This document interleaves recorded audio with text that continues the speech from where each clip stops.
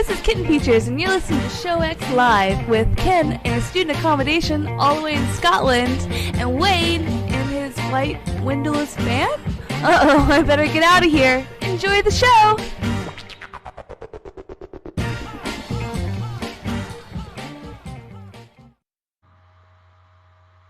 Hello, everybody, and welcome to the show. Weird. So it did the thing. I see you fine. I see you fine, Ken, but for whatever reason. Wait, maybe? No. It doesn't believe that I'm here. Yeah, it's not. Well, actually, I wonder if. Well, it's true. The Scotsman only appears if there's enough belief. So chat. We need you to say that you believe. There you go. It's everybody. Please believe that there is a Ken. So the problem is, I think I just need to forcibly tell it to turn things on for me real quick.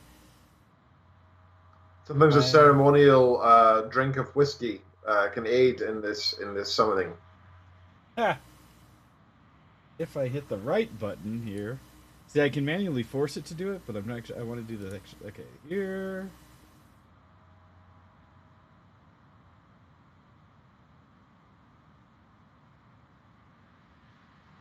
Come on. Why won't the button work? Oh, you silly things. Oh, actually, I know what I probably need to do. I need to probably tell it right here. Nope. And thing. Tell it specifically. Yeah, there we go. Okay, I got it good.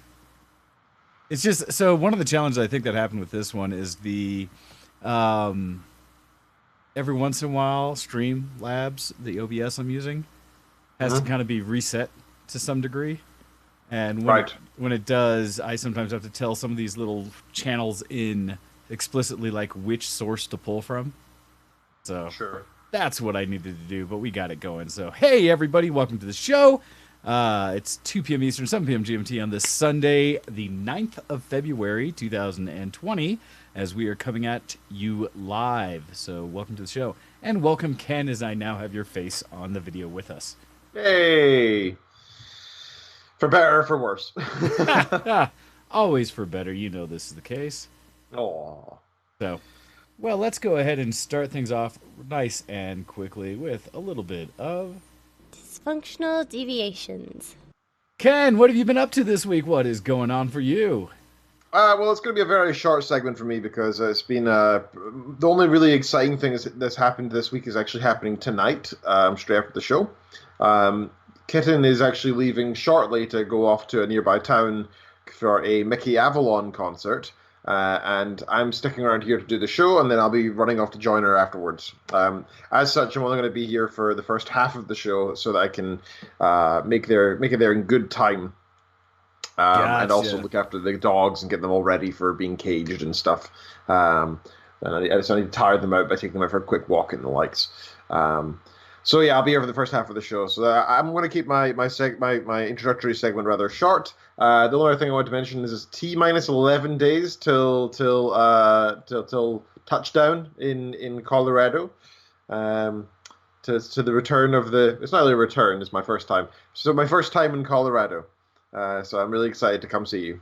Yes, we're excited to have you very much so. Cannot wait. Plans are, I am actually working on getting everything together, which I'm excited for like all the little pieces and parts of getting ready for Game Fest in general, but especially since you're going to be out here to join us. So I'm looking forward to this. It's going to be fun. So who are all the people I'm going to be meeting they'll be there that I haven't met before? Well, in person, right, it's going to be a bunch. But let's see if I... That I know of, I mean. I know there's going to be a lot of people I've never heard of before, but of the ones that I'm aware of. From like the gaming and stuff like that, you'll meet people like El Campo and hopefully Shady. I'm trying to think of some of the other gamer types that you've run into before that hopefully we will see. Because, it should be a whole slew of people. You'll be able to see Unit Zero, and you'll be able to meet Qatar. And actually, John, he's going to be here with his wife, cool. Beck. And they did mention that if you have any books that you want signed, feel free to bring them with. Oh, that's And kind. That's very he kind. would be happy to do so as well. I'm trying to think of some of the others that you will have known and finally get to see in person. People, again, a lot of people you may have actually gained with. People like um, the Beebs. Since he's back in town now as well. Of course, Um, yeah, yeah. you'll be able I to was there party. for the chat in Discord for that, actually. Yeah. Yeah, so some of that you'll be able to party with some of my furners that I work around and such that like to come and hang out and party. A lot of my cosplay friends and such that hopefully you'll be able to see. So it's going to be a kind of a back and forth group, but I'll be very curious to see one who all actually shows up because there's the challenge one of just people who can't come because their schedule doesn't provide, or a lot. I get a lot of people who don't actually RSVP and will instead Right. just show up, which is totally fine and appropriate because I think invited, I still have some 68 people that haven't told me yes, no, or otherwise and such, and I kind of Oh my keep going through it, God, that's adding, crazy. well, knowing that a good portion of them will not show up, I always say, Sure. and even then, the majority of those that do will likely just come on the Friday night for board games and Rock Band. And so there's going to be lots of little bits and pieces to it and such, but yes, I'm very looking forward to you being able to meet everybody and such. And I'm also trying to figure out what to do that Monday since I did take that off from work as well, so that as we can chill, hang out, if there's anything in particular we need to see around town before you leave. Dude, anything we do will be fun. It doesn't have to be anything exciting. Even if we just sit and play games, that would be cool as well. A totally relaxed time would be fun. Absolutely. No, but I will make sure we have things and stuff and things. So it'll be fine. I know it'll be good. Cool. Let's see. Excited. So yeah, what else have you been up to though? So as you are getting ready to come this direction. That's pretty much everything, sir. I've really not had a particularly exciting week. That's anything I want to mention, really. No, Um, that's appropriate. That's fine. I lost my social security number. That was fun. So What? I've got to apply for the card and get a different one. Oh gosh, 'Cause that's no fun. I'm basically an idiot. That's the main premise that you can take away from this. So wait, you Um, missed as though like you lost your card or that the process somehow got mucked up and therefore a number never quite came through? Because for us, No, regardless I of the just lost card, the number is yours, and so you're attached Yeah, to that number. I just lost it because I'm an idiot. That's all. So the I still have the number. Like I have it Okay, in good. my email or whatever. Good. Right. Like I know that. It's just that I don't have the actual. You have to replace the Um, physical card. Well, the interesting thing is, I'm kind of curious, is how often you have to present it. Normally, it is very rare in the United States anymore that you actually have to present the physical, like social security card. Mostly, they as just far need as the to driver's attach a license number. application. That makes So, sense. Yeah, so that's just one of the few. It's just as a foreigner who doesn't have much in the way of Yeah, any local identification. Yeah, I mean, I've got like a UK driver's license, which has been fine, at the pub or whatever, for buying booze or something. It's fine. Not that guy ID'd really, anyway. But usually they look at it and they're like, I have no idea if this is right. And they're like, when were you born? And I'm like, the 12th of October. And they went, that's not right. I'm like, no, you're misreading it. It's British. It's day, month, year. You're thinking Oh it's, God, that's gonna the mess 10th people of up. December. That's right? gonna mess It's up not the people 10th of so December, it's bad. 12th of October. Oh, So that's and they're like, oh. funny. That's great. There's actually a couple times I've given my driver's license over to people for some official forms, and they hand it back, and I'm like, no, that's wrong. Like you almost gave me the wrong. Oh, birthday, because they even though like you read put it. They read it and tried Yeah. to put it down themselves. You read it in American. Oh, In that's other words, funny. wrong. Yeah, so it's all fine. So yeah, that's just some stuff that I'm gonna have to do. I'm gonna have to deal with is we get this replacement card. So American citizens, you guys now have an online portal that you can log into that, and they'll just send you a copy, and it's easy and it's free. I am not allowed to use it as a dirty foreigner, so I need to, for Yeah, some reason, I need to either do the postal thing or go in person. The thing is, the postal thing would involve sending away my visa, my passport, my DS-19, all of Nope. my important documentation. I'm like, nope, not doing that. That's I'm keeping hold of that. So I'm gonna have to go in person at some point. So Gotcha. that's just a bit of a pain. It's not gonna affect my travel or anything. That'll be fine. It's just in fact, I asked some friends like, how is it? Some work colleagues who are in a similar position to me as to how they're here with visas and such. And I was like, how is it to travel? Because they recently went to San Diego. And they were saying, "Oh, it's just super easy. Like they barely even check your passport. They glance at it because it's domestic. It's no problem, even for us." And I was like, "Okay, that's good to know." Because I was kind of hesitant of like, "Oh, I hate dealing with the airports and I hate international flying. It's a total pain, especially with the Brexit and everything. It's just like, are they going to challenge me? Are they going to ask me my visa status or like all this stuff?" And I hate having to deal with. Normally, when you're just going state to state, it shouldn't be bad. We're normally only shite when it's going in and out. Yeah. And so, you should be all right. But yeah, definitely let me know if you have any issues. I'm sure it'll be fine, unless I lose my passport or something dumb like that. I'm not going. The social security card was quite easy to lose. It's annoying. I could swear I know where it was supposed to be, and it just wasn't there. I hate that. So I don't know what happened to it, but whatever. I've not seen any loans come out in my name, so I'm not too worried. So yeah, that's all that's really been going on with me, sir. So please tell me about what's been going on in your week. Have you got anything exciting going on? So as I catch up on things that I've been doing this week that haven't been geek, but also somewhat being in prep for things that will be. First thing I was going to talk about, not anything major big, but I talked before about having ordered a bunch of, or several of the hot sauces from the web show that I quite enjoy, Hot Ones.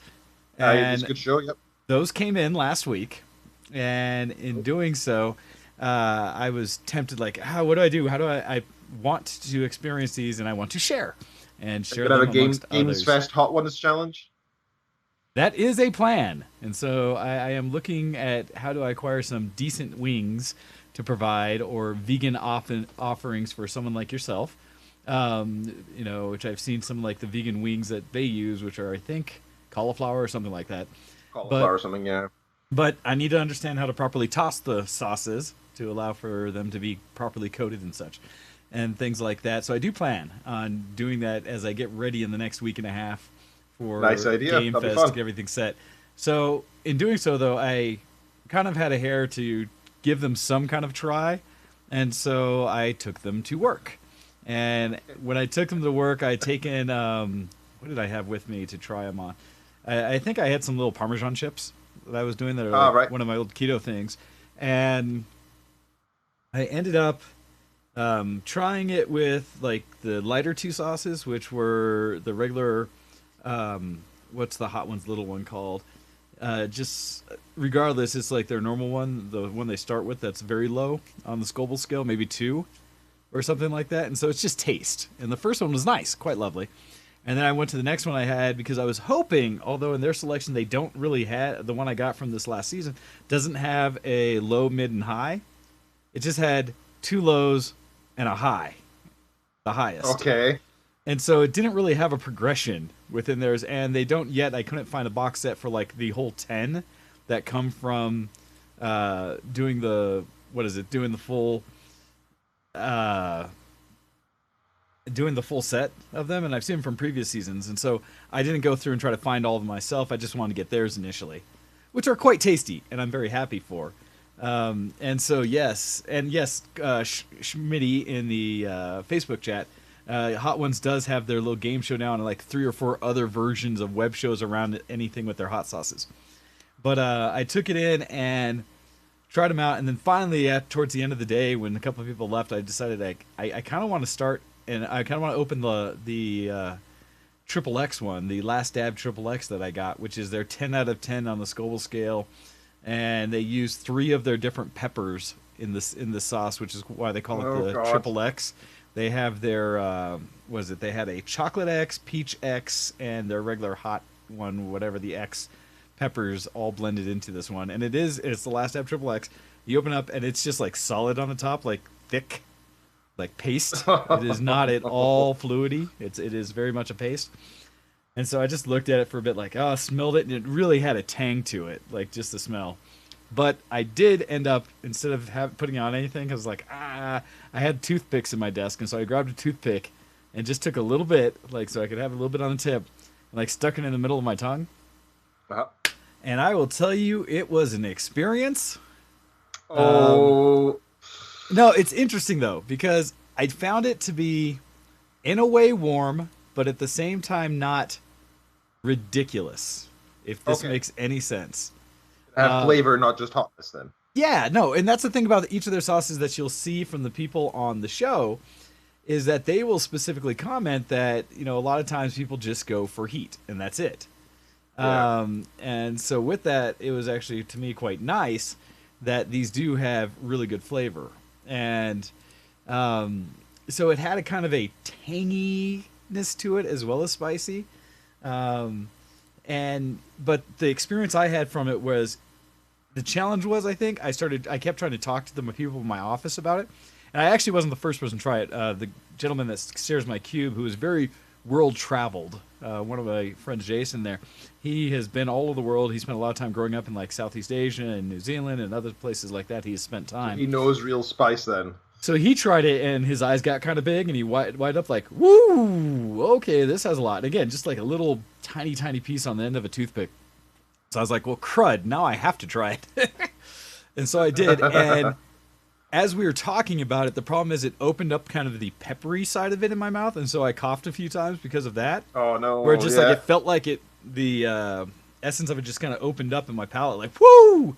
But it definitely spread throughout, and then as I would swallow or just my saliva started going, anywhere it touched definitely got hot in my mouth. Ooh. And so it was starting to get down on my gums and things like that. Now I'll tell you, it wasn't pain, right? It wasn't just like, oh, this hurts, but it was definitely there. Like, no question, this is hot. And I felt the warmth slowly go down my throat and into my chest, and it kind of opened up in the chest, as well as I got beads of sweat along my brow and started having that glow of just like, it suddenly felt very warm. Sitting there like, whoo, y'all, how you doing? And stuff. And it just was significant. And so we then went through and tried to solicit everyone else in my office to try to see if they would try some, and got most to do it. And everyone who did, took tiny bits, their eyes opened wide, and they were just like, yep, this is wow. Again, just a toothpick tip worth. And then one gentleman, and I have to give him credit up to who knows how far, but he took a dab, and then he was like, no, I need to get like a seed or something on there. And so he ended up getting a decent, not a spoonful or anything, but a decent dollop, almost like the dab itself that they do on the show. And he tried it, and I didn't even see him flinch. He was just like, yeah, this is warm. I was like, what? That's it? That's your response? So he's one of those gentlemen that surprised me for how much he was able to handle the heat. But yeah, no, I'm excited to present it in some form at Game Fest, and I'm trying to decide because my thought was to do it maybe Saturday night or something. I mean, depending. If I decide to stream any of the festivities like I have in the past, I could see maybe doing it on the Friday to get maximum participation if anybody who's there just to game and stuff wants to try it. But we'll see. We'll see what I end up creating for that. But it was... I think it'd be fun to do that on a stream, actually. So part of the challenge is... Well, I do plan on streaming it in some form. I wasn't sure if I wanted to do it on the show on Sunday, because I'm not sure who all will be there to participate, because a lot of people bail on Sunday before we start the show. Or if we wanted to do it during like the Friday night party, which I can also stream, and just kind of set it up as a moment when that's happening to say like, all right, everybody, let's go.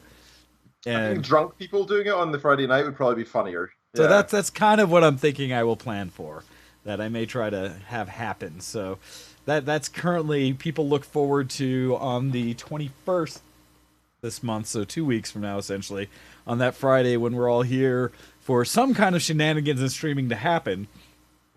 And likely there will be some heat to go along with that. So be aware. And anyone who is at least, like Unit, who's in the chat right now, who plans on being here, now getting a preview for the fact that I'm setting this up. you now know what to, not to say you're forewarned, be ready to participate. That's what I'll be throwing out there. So yes, that should be a good time. Awesome. So yeah, I tried that. I also then, actually, when I came home with it, I was sitting there, and that Friday, in fact, I have to make an extra hour up this week because I was supposed to go into work on Friday for a meeting, so I'd left Thursday an hour early. But the weather. But then it snowed, and it snowed fairly significantly overnight, and so they closed base. And so I didn't even want to chance it. I stayed home. It was fine. It's just an hour. I'll make it out. But I was also sitting here looking at my fridge and my cabinets going, I really have not gone grocery shopping for a minute. And so I was kind of looking through my supplies, like, what should I do? What I ended up doing is I had found like a little box of make yourself like bake potatoes, or it's like Oh, right, sure. little potato slices with seasoning and stuff that you cook up. So I kind of modified and made it on a skillet on my stove and made some. And while I did that, I then decided to put a dollop of the triple X Oh, last ones dollop. in it. Okay. Well, not but like it, a dab, but not a dollop. dab, but it was like in an entire dish, right? And so it was still a little amount, but inside an entire pot of what I was making. And I will tell you, that was awesome. It was like just the right amount. So it was warm. Every bite of it was definitely like, whoo, yep, this is good. But because of the flavor content and stuff like that, it was just the right amount for how much I made. So it was warm, but not insane. And so we'll see. And I guess I'm on kind of a theme, and I was joking because I have a friend that going out to dinner with on Friday, and she had commented to me because when I was picking the place, I ended up picking a Thai place. Okay. And she was like, wait, is this part of your goal of trying to set up your heat palette for all to get ready for Game Fest? And I was like, I don't think that was my purpose. I was for just picking going to the say, I spot, feel like but- you've been cheating with your practicing. Well, because normally I order warm foods, like kind of hot, but I still feel like I can get too many dishes, especially at Thai places, that just are fire every step of the way. And I still want to taste and enjoy my food. So we'll see where I end up. But I didn't realize, I don't think I was consciously trying to accomplish that. So anyhow. All right, other things I've been doing that haven't been geek this week.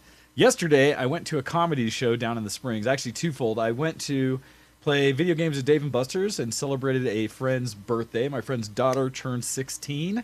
And so went and helped celebrate that. It was a good time. It was wonderful because she had offered or asked while we were going to Dave & Buster's to celebrate to also, if possible, dress in something Star Wars themed. So worked out well for me. I don't have a true full-on Star Wars costume, but I did kind of Sith it up a little bit. I have my hoodie that I love and I recently refound. That is, when I zip it all the way up, it's Darth Vader, and it zips over my Cool. face even. And so I really like this hoodie. So I found that, wore that one. Also worked out that for a gift, I had done a lot of these things where I produced for her one of the little models of a Baby Yoda 3D printed, and she was quite happy for that. And Understandably. Very yeah, nice. yeah. So that was really good. As well as because of the theme, when I went looking for a card real quick, I found, and I spent a little money on it, but it was cool enough. I was like, that's worth a little card that basically said it was a Star Wars card talking about a young Jedi, you becoming a young Jedi. What was cool about the card was it had a little push button on it, and so it made noise, but it also lit up, and so it had Vader and Luke on the front with their sabers crossed, and as it went, one of them like lights up with the sound, and then the other one lights up with the sound, and Nice. then it starts playing like lightsaber sounds. So I was like, all right, that's worth. That is totally cool for a card. I'll give that all out. She was pretty happy with all that, so that was fun.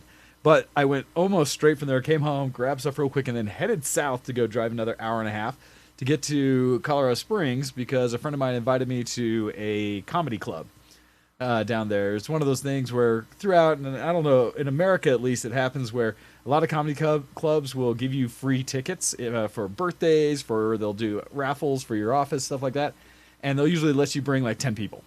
Now, you'd think like, what, free 10 people, how's that work out? But they always have a 2 minimum purchase when you go in Sure. there, so either drinks or food or something, but you have to always get at least 2 So each they make person. quite a big profit after all, yeah. So they are forcing then 10 people to buy about, $15 to $20 worth of product from the event regardless. So they make their money. It's never truly free. But I knew that was happening, so I was all prepped. Went down and it's just like, hey, fun to hang out with some people I don't hang out with often. Go to the comedy club. It was interesting because normally when I do these things, I hit the big ones here in Denver. This one being down in the Springs, it was a much smaller club than I'm used to. And it wasn't any talent that I knew. Definitely. That's good. That gives you a little flavor of some other stuff, and you don't. It the problem was. with comedians. Obviously, they I think I saw a YouTube video explaining that most comedians write on average 2 words a day. Technically, like they tend to reuse most of their. Oh their yeah. They stuff come up with for a year, routine. technically. Yeah, they come up with a routine, and they usually keep that routine for a full year with slight adds depending on what's happening in real life at that moment, right? And so that does occur. Makes sense, especially for comedians that are touring and are doing 3 to 4 shows a day or a weekend or something. Yeah, totally makes sense. So it doesn't bother. But it was just, these were all more, it was like 3 local guys and a headliner who has been on a couple shows and stuff like that, who I didn't recognize, unfortunately. And it was interesting. I don't feel like I'm out of touch in that, like, I haven't been to a comedy show for too long or something like that, and maybe this is why. But it was interesting to me that the comedy was up and down. It was a very mixed audience. And because, like, the friends I know are very conservative, or the people I went there with are mostly conservative, down from Pueblo.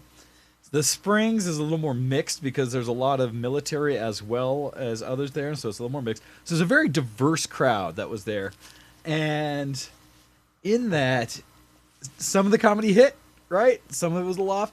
It was interesting because I think that the guy who was kind of the host was probably the most consistently funny throughout.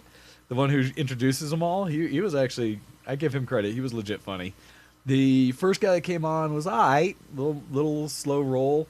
This kid that could come on, I think it was his tone of talk. He was one of those guys who his comedy is like that slow roll that you're like, okay, he's kind of goofy. But then when he starts doing the bigger things in that voice or in that tone, then it's hilarious. And so when he finally started talking about it, it was kind of like, okay, you're good for that. And he finished fairly strong, yeah. And then the next guy was generally, but up and down, up and down. The challenge I had was the headliner was a bit rough. And I don't know what it was, but it just didn't sync with the audience. Like, see, he had some fun things, but I went from being just like funny to laughing out to just kind of like chuckles throughout, but he wasn't bad. It was an interesting experience, but overall a fun time. It was just something I haven't done for a bit, and it reminds me that I should probably check out more of the comic clubs up here in town, because we have the main one downtown that's the only one I've been to otherwise, and then we have one that's actually a little closer to me, a little further south here, that are both Comedy Works venues, I believe, here in Denver. I think there's even another couple around. So I need to like look out to when some stars are coming. I know I had tried, got an invite real quick or whatever on a email saying that, who was it that was famous that was coming? And it was one that I kind of saw, but I didn't know anyone else around me who was necessarily into that humor. And so I didn't really aggressively go after it. And so when I finally looked, I should go, it was sold out. And right at that time is when a friend of mine was like, oh, I so want to see this. And I was like, what? Crud. If I had known, I would have tried right away. So I need to get like back on track with that. Anyhow, it was fun. It was an interesting time. But really what was neat about that was prior, as I was rushing down from coming up and doing the birthday party thing, is that I was just like cutting time for, I was going to get there like an hour and a half before the show. That was fine. But what I was trying to get there for is a friend of mine from the con scene and cosplay scene. I had just recently, in the last month, basically been seeing a bunch of posts, because I had not realized that she was involved with some others in opening up a meadery in the Springs. And it's one of these things where a lot of these groups I see in events in Denver. And so I don't necessarily keep track of where they live around Denver itself or other cities and things like that. And it's one that I was like, all right, cool. But then, oh, shoot, they're in the Springs. I didn't even know that. I never go down the Springs. So in this opportunity, I was like, hey, I got my chance. And so I was scooting down, and I decided I'd go to their meadery right away. And I was looking because they closed at 8, and my GPS had me getting there at like 10 till. So I was like, maybe I can just get there. And so I did. I rolled in, found their spot, walked in the door, and it was awesome because Aaron, who's my friend there, as soon as I walked in the door, looked at me and was like, what? Wayne? I don't think I've ever seen you outside of a convention event. And I was just like, heck yeah. It's always weird when you see somebody in a different, theme almost, different like theme of what you're used to, Mm-hmm. Now, well, especially those of us who are usually in costume when you see each other. So seeing everyone out of makeup, out of costume, just themselves, can sometimes be jarring. You may not even recognize people in some cases. And so it's just like, hey, awesome to see you walk in. And they have the cutest, quaintest little establishment there. And I'm going to share for anyone who wants to check out there's a little article that's from like the local Colorado Springs, one of their online papers, something just kind of talking about, it has a little picture in it. But it's in a little tiny like strip mall area, a little side area. And they have just such a neat setup for what they've done. They've only been open about a month, and they basically talked about it as being a soft launch because they they basically had one batch of set of their 3 flavors they have out right now. They have a raspberry, blueberry, and a traditional mead that they've done so far, all with local like Colorado honey and stuff like this, and their own recipes and everything. And it went from kind of the classic brewer's vineyard, whatever, distillery kind of story in Colorado, which is everybody starts out at home in their basement or garage, do it long enough that they get kind of good at it, and they say, I can open a place. And then we thus have far more establishments than any person could probably visit in, I don't know, a solid year if they tried hard, in any like local area around town. So they're everywhere, but darn it, Coloradans like to drink, so we support them all. They do pretty well. And so they had done that, started sharing their meads, got big enough that they've now opened their meadery. And I got in there, last couple of people were still there, started chatting things up, and I was so taken with just the look of the store. Yeah. I apologize. Ooh, yikes. Sorry. That came out wrong. But that they, just the look of everything, and they gave me, I got some tasters, tried these flavors. It's got a kind of a little more bold, raw taste to the mead than a lot I get, where very clear and filtered ones. Theirs is just like almost a little more, I don't know, something a little more raw about it that I like. And I started talking to them, though, and then went on till after they shut down and everyone else was gone, just how I tend to do where I got ideas. And I was like, ooh, someone else I know, I'm going to just gush at you with things that I'm now thinking off the top of my head that you should totally do. Which I always apologize and tell everyone around me when I do that to feel free to either ignore everything I'm saying or tell me to shut up. Because I just get excited, and when I see creative people doing creative things, I just start to want to throw my ideas. Because I always say, I come up with great ideas, but I am terrible at execution myself. And so I can get someone else to do it for me. I'm just there to experience it. I want to be able to come back in months or twos and see something they've done and be like, sweet, now I can buy one of those things that I thought would be cool. So anyhow, started looking, and they have a really neat design. Their logo is awesome. And it was one of the things that Aaron commented back to me is a lot of the ideas I was coming up with, they have already started exploring. And so for them, it was a lot of validation that ideas they had are good ideas and things that people might be interested in. Because us being in the costume scene and this and that, and it being all, kind of Viking Nordic themed off of being a meadery, is like ways they could advertise or draw it into things they dress up as. So I was like, oh man, for like Ren Fair, you guys should totally have some kind of like wardrobe or thing that you have to take around that's showing off your wares. And they're like, hey, wait a second, let me show you. And they designed some tunics that have the logo kind of embroidered in gold along the collar and such. And I was just like, oh, cool. I was like, that is it. That is exactly the kind of thing, and better than I would have imagined. You guys are amazing. I'm so happy to know talented people.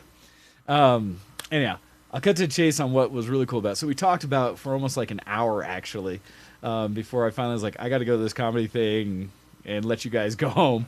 But I'm really excited for things that they'll be doing in the future.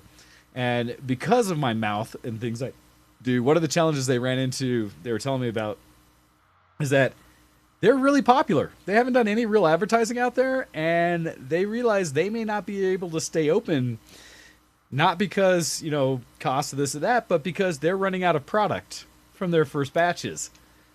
Right, and that's a good, that's mental.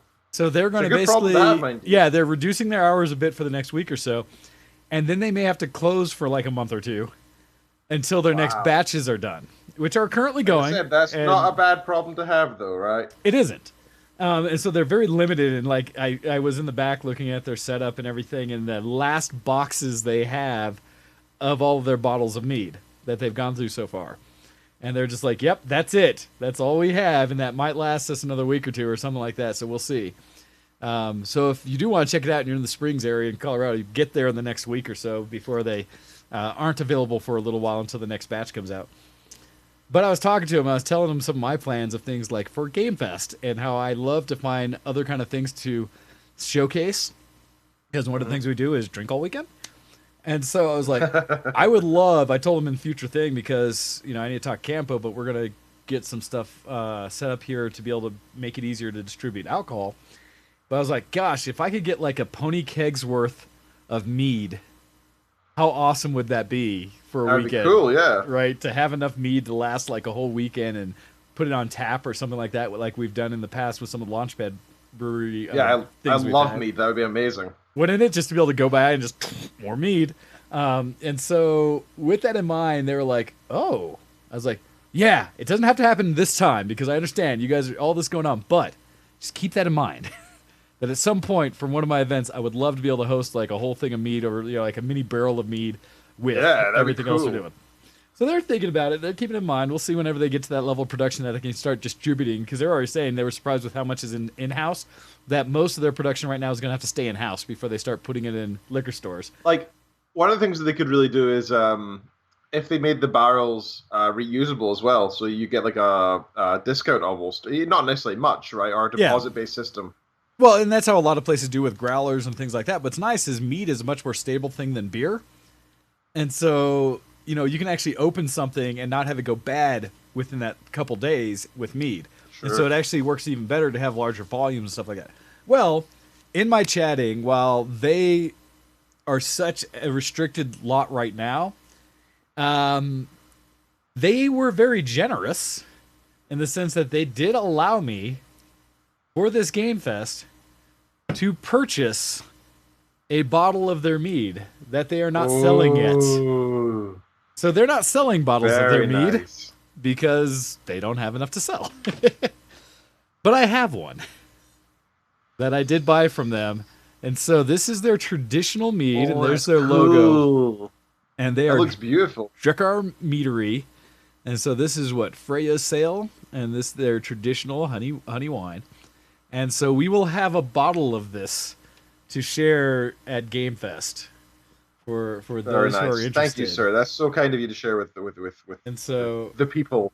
Yeah, no, I'm just super excited. Like, this is honestly, I want to say it was like one of their few labels they've pulled off the rack so far to actually put on for their bottles. But yeah, just super excited to be able to crack that for Game Fest. So we'll see what goes on with that. And I do need to talk about, they have connections a little bit here and there. I'm so wanting to push them elsewhere because as they've been going viral with it, there have been people talking from all over the country asking if they distribute and ship. And they're like, understandably, they're like, we got to make more. I'm so excited for them. They're going to blow up. So keep an eye out if you ever do. I'll let people know if Drakkar Meadery, if their meat is available elsewhere, because they are awesome. I may bring them on the show at some point too to talk about it. Hey, they're also welcome on the show because I'd quite enjoy just asking them all about the process, how they got into it, starting a new business. It's all super interesting. Oh yeah, it's awesome. So that's all stuff that's gone through my mind, and so if that's interested, I'll make sure to bring them out. And so you guys let us know. So yeah, Drakkar Meadery. And like the hardest thing is not choosing this as my beverage of drink today. Like no, I'm gonna share this. I'm still gonna have like a sponsored event at a Game Fest with mead. It's gonna be wonderful. Let alone all the stuff they talked about so much cool things that I don't want to share yet until they're ready to go with it, of ideas of how to get their product out further and how to just make it even more awesome. So yeah, anyhow. All right, so that's pretty much what I got for the non-geek this week. And so let's go ahead and transfer over to things that are a little more geek. And are you a geek? Geek cred, level up. As we do this, for everyone out there, if you've got some geek you'd like to share, please email us in at showx@vtwproductions.com so that we can chat with you. We'd love to share your geek as well. All right, so Ken, what have you got that's been a little bit geek this week then? Well, the first thing I really wanted to mention is I've been playing Factorio. Hando spotted me earlier in the week. Yeah, I've been playing Factorio. So it's also been partly work-related. I realized that some of the problems that I've been trying to define, there's a lot of overlap, and I need to think about how I'm going to do that. So I started playing around the game to sort of consider it, and I just fell into it, and I ended up putting like. So you were researching. That's what you're saying. You're saying you were researching. I was. Emphasis on the was. Yeah, at first it was like I was taking notes and thinking of things to do, and I was like, oh, but to test this next thing, I'll need to make a couple belts and have some logistic put in, and then I was like, oh, I could do with more iron, and well, but it sounds like in your consideration for how you're trying to work on how AI can troubleshoot and come up with these problems for economy and such. I feel like there's lots of layers that you place on that. As I look, and I told you a little bit about like the AI work that Star Citizen's doing, just because that's something I've been watching. first you get the mechanisms that all fit together and that are related, and then I think you almost have to create entirely separate systems that influence, like the things that determine how much iron you need or things like that, as its own algorithm running on the side that says when does it increase, when does it lower, and therefore how does it influence the overall pattern that's being created by the main AI and how it's That's absolutely monitoring. the key of why this is research and not just an AI being fun, right? And it's exactly like you said, it's multiple AI working together to have an end goal. So that's what I'm trying to achieve and trying to accomplish. It's definitely doable. I mean, it's not some impossible task or anything like that. It's just it's It's just rather layers. complex, and defining it all mathematically is kind of the difficult thing. Yeah. I'm sorely tempted to get in touch with Woob Software and see if I can get them on board somehow as maybe co-authors or something. But I've decided to hold back and maybe until after the paper has been launched. It'd be nice if the next whatever comes from this I could get them involved with. Well, if nothing else, Rather than- you might want to reach out to them more as just a discussion point to say, here's a project I'm working on, and maybe see if there's any insight you can get or work with the developers, anything they'd be willing to share about something about how the system works or something like that might give you a little more knowledge. That Yeah, might be possibly. something to do as part of the research piece. And then once you've finished the paper and actually done the research, then you could probably talk to them and further about, and here's the next step. What could we do? Yeah, possibly. 'Cause I know that they're very open and to chatting with the community, and I think I actually I sent them my CV a few years ago because I was like, hey, do you got any jobs going? I might be interested, and they said no, we're not really looking for a researcher, but thank you, because I thought that would have been cool to go work for them, Oh yeah, that'd be. But It's one of those things, right? If you can't do, the whole creation thing like you'd really like to do, doing it in the sense of like working for a game company or something like that. Oh no. well, the way I saw it was, if I could work on an AI-based role, that's the thing. Research happens in both academia as well as in industry. I mean, I think in academia it's generally a bit more ethical usually, and it's more focused, whereas in industry it's more like how can we sell this idea, right? So it's a bit of you can still be a researcher and still be in academia. Still yeah. be in industry. So I was tempted. I was sorely tempted to work for them, but thankfully they had no positions available at the time.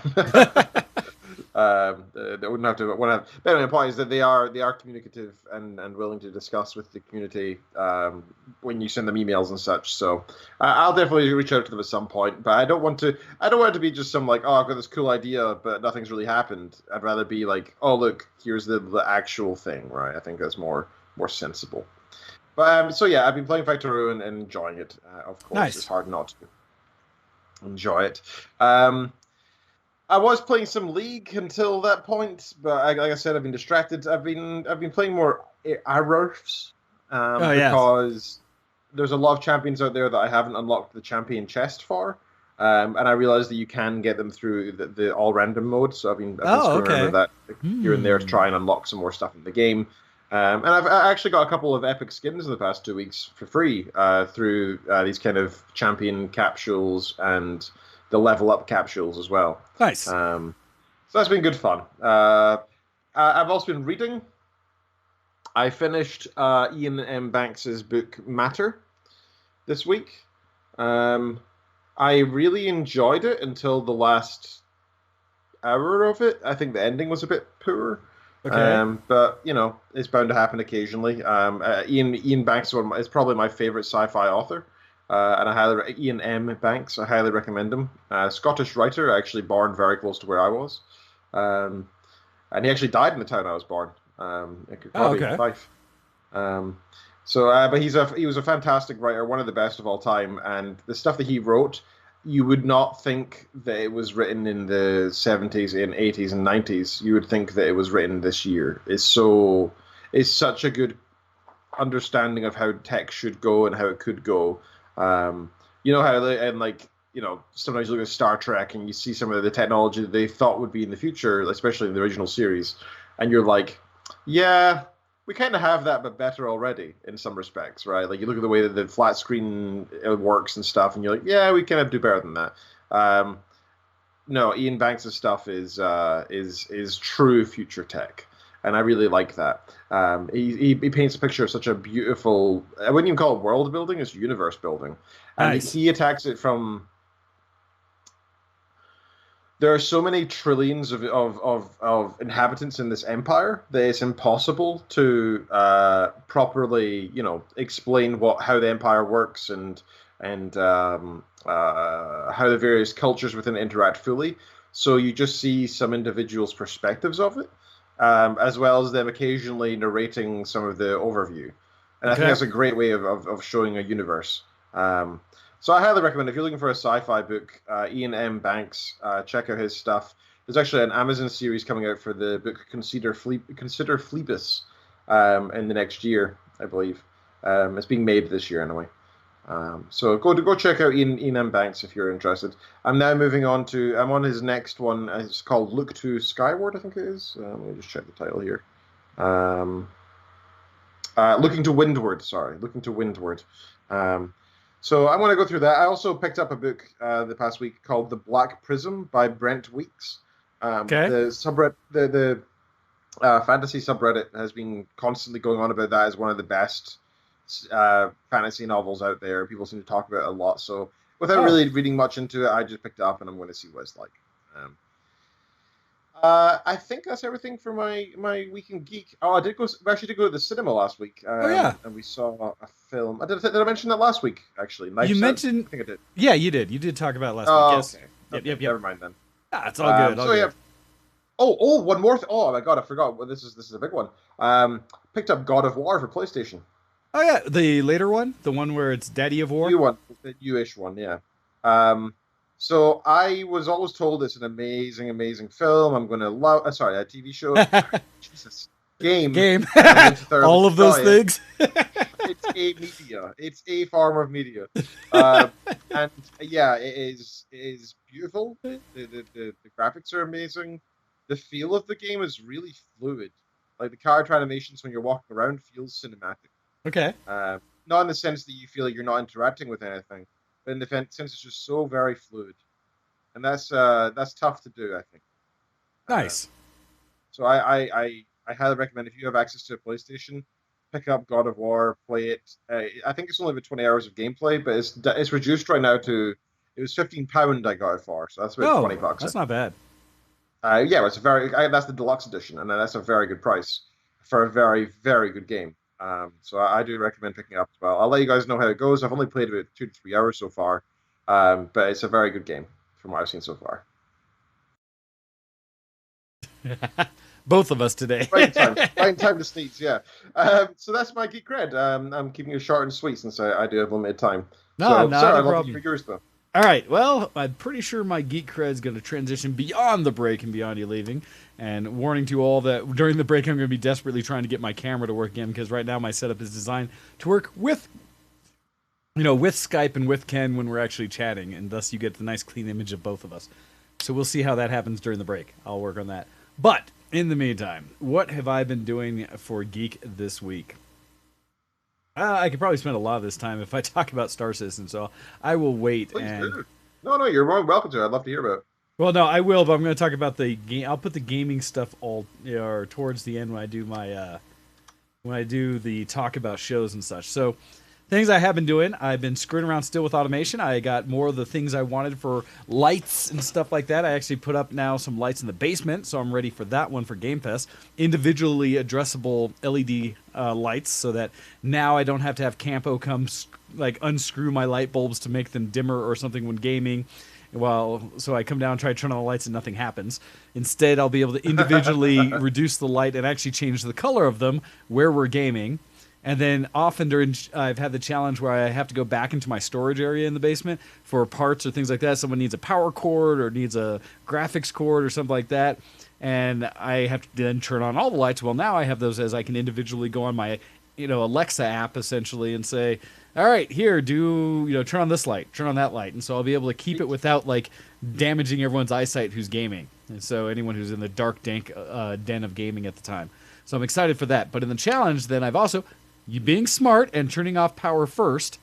Although one of the challenges that I have run into is that my panel out there, because it's outside over the years that I've been in my house now, the 15 years or so, it has like whatever was originally written as to where each fuse goes for each room is pretty much illegible now. And so I was looking at going like, how do I turn off the power in the bedroom? Which fuse is it? And I was trying to decipher like which thing it was, struggling mightily. And so I eventually had to resort to just click, run around, look at the house. Which one's that? Nope. Click, because what I did is I left the light in the bedroom on, and I opened the window so I could go from outside in the backyard where I was clicking them on off and look into the bedroom to see when it shut off. And the challenge was, this is also on the day where I was off of work and into that afternoon because it had snowed. And so I was jumping, basically having to like tromp through the snow to do this. But I was stuck in the house. So I thought, what else can I do? Well, let me do some more of this automation things I have planned. And so it took me a while, but eventually found the right circuit and turned it off. So I think in the process, I probably shut off almost everything else in the house, except for what I knew to be my furnace and like AC stuff. Because those I could still make out. Like those, and I think maybe the oven? I don't know. A couple of things I make out. It's also the kind of thing you don't want to turn on and off too frequently as your furnace. You want to kind of leave that to be... Yeah, no. And so I knew which one it was, so I was fine. But eventually found the right one. I went, did the whole panel, got all the things put in, put the new switches in. The challenge was, I was trying to put, because... So I'll say, I got the switches in, but I ran into an issue where the ceiling fan / light that I have in my bedroom is one that I invested in years ago to be one of these nice ones that you can control with a remote. Has all the lights and stuff on it. The challenge of that, though, is I don't think it is friendly to smart switches. Oh, and so now that I've got all installed, that no longer works at all. Shoot. And I know it can work because in my living room I've done the same thing, but for a fan that I just have set. And it's one of them with pull chains. So I think what I'm going to have to do to get this functionality like I want in my bedroom is replace that fan. And so I may take that fan and move it to one of the guest rooms, because I know at least one of them, and if worst case, I'll put it in my workout room, where they have like the cheesy, cheapest fans I could buy for like $30 that function. They spin and move air, but you can tell they're cheap because they make noise and they like wobble a little bit and just, they're really cheap. Well, you don't want that in a bedroom anyway. Yeah. So, well, I didn't care much because I was like, that's not my bedroom. So it's things like my previous roommates have had to work with in the past. In fact, it was enough so that one of my roommates in the past replaced one of the fans that I had in there. Like, hey, would you mind if we got a better fan in here? I was like, wait, you want to upgrade my house? No, please. I will allow you to do that. I will not mind that. I will help you. Generous. I will let you give me free stuff. Yeah, I will help you with the process and wire it for you if you want to purchase and upgrade this. The same group also put a lock on that door into the side bedroom because I was like, it was one of the guest rooms. I didn't care. So I was like, yeah, no, if you want to upgrade for your stay here, feel free. I'm more than happy. And hey, welcome Legend to the chat. Good to see you there. So with that, I am hoping to try to get it done. Nice thing is I still have on the remote lights my bedside table lamps. So I still have lights. It's just I don't have my main light up right now. So I don't want to rewire the switch again. Like I wanted to kind of check to say, did something slip? But they come on and do exactly what they're supposed to. So they should be wired all right. But, so I was like, did something pull? I don't think so, especially with both of the fan ones. I'm pretty sure it's just the fan's not compatible. And so anyhow, I wanted to I need to do that still with the automation, but that's my current state of automation as I'm doing. But I have learned some of the routines, so it's starting to do what I want because I got my dimmer switched out, or the new bulbs that are dimmable in my bathroom. So now when I turn off my alarm in the morning, those lights start to slowly turn on from the dimmest setting as I wake up, and I think I have it set to like a half-hour time frame. I have to adjust the one. It'll go up to full light. And so as I'm getting it ready in the morning, the goal is to go from the dimmest setting to a full bright setting, so that by the time I leave the room, I'm fully ready for awake and go into the world versus being like, turn on the lights and, it burns! And such. So I'm really excited to actually start doing that. Yeah. And so I'm trying to optimize it to make the lighting just slowly creep up to help wake me up. That's like probably one of my biggest things with the automation, other than telling Alexa to play different kinds of music for me at random times. We'll see. I'm enjoying it so far. All right. So that's automation. The other piece that I did is and actually this made me really excited. I have been struggling recently with copying files to my NAS, to my big in the server setup from my desktop, because I'll download things and get things sorted on my desktop, and then I try to move them to the NAS to keep them, especially things for my Plex server and things like that. And so it sucks because I have everything in the house is gig that's wired. But I was doing some transfers, and I was constantly seeing it limit out at like 100 megabit.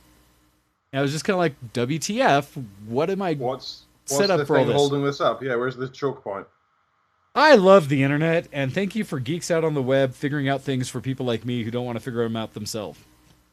Oh yeah, why make the wheel twice, right? Yeah, so if you ever run into this issue, and this is one of those ones that if Kuro was on, or some of those other folks who like to school me on all things that are better if they're Linux or stuff like that, I will give I'll give those folks a 1 point for this one, in that this was an issue with Windows. And what the issue was is on the actual way it sets up its settings within Windows 7 and up, so Windows 10 includes it as well. They have a thing for between both IP version 4 and 6, TCP IP version 4 and 6, something that's supposed to handle large data transfers and bin them accordingly. But notoriously, Microsoft has not figured out how to optimize it. And so with it on, like I was seeing, and I'd seen it work where, and this is why it was confusing so much, I'd do a transfer and I'd see it pop up to that gig level and then drop. And it would just frustratingly sit at like 11 megabyte per second transfers. 11 megabyte per second, and it wouldn't ever quite get up to the 100 or full gig speed. And so I found these settings through a quick search where I was like something about local LAN transfer speeds are slow. And a guy came up and said, I tried this, didn't work. Tried this, didn't work. Tried this setting. And you actually go to your network adapter under your device settings, and you can go into it and shut off on both the version on TCP/IP version 4 and 6 this setting, and it opened it up like a floodgate. And all of a sudden, it was doing exactly what I wanted it to do, and I was just like, "Thank you, Internet. Thank you very much."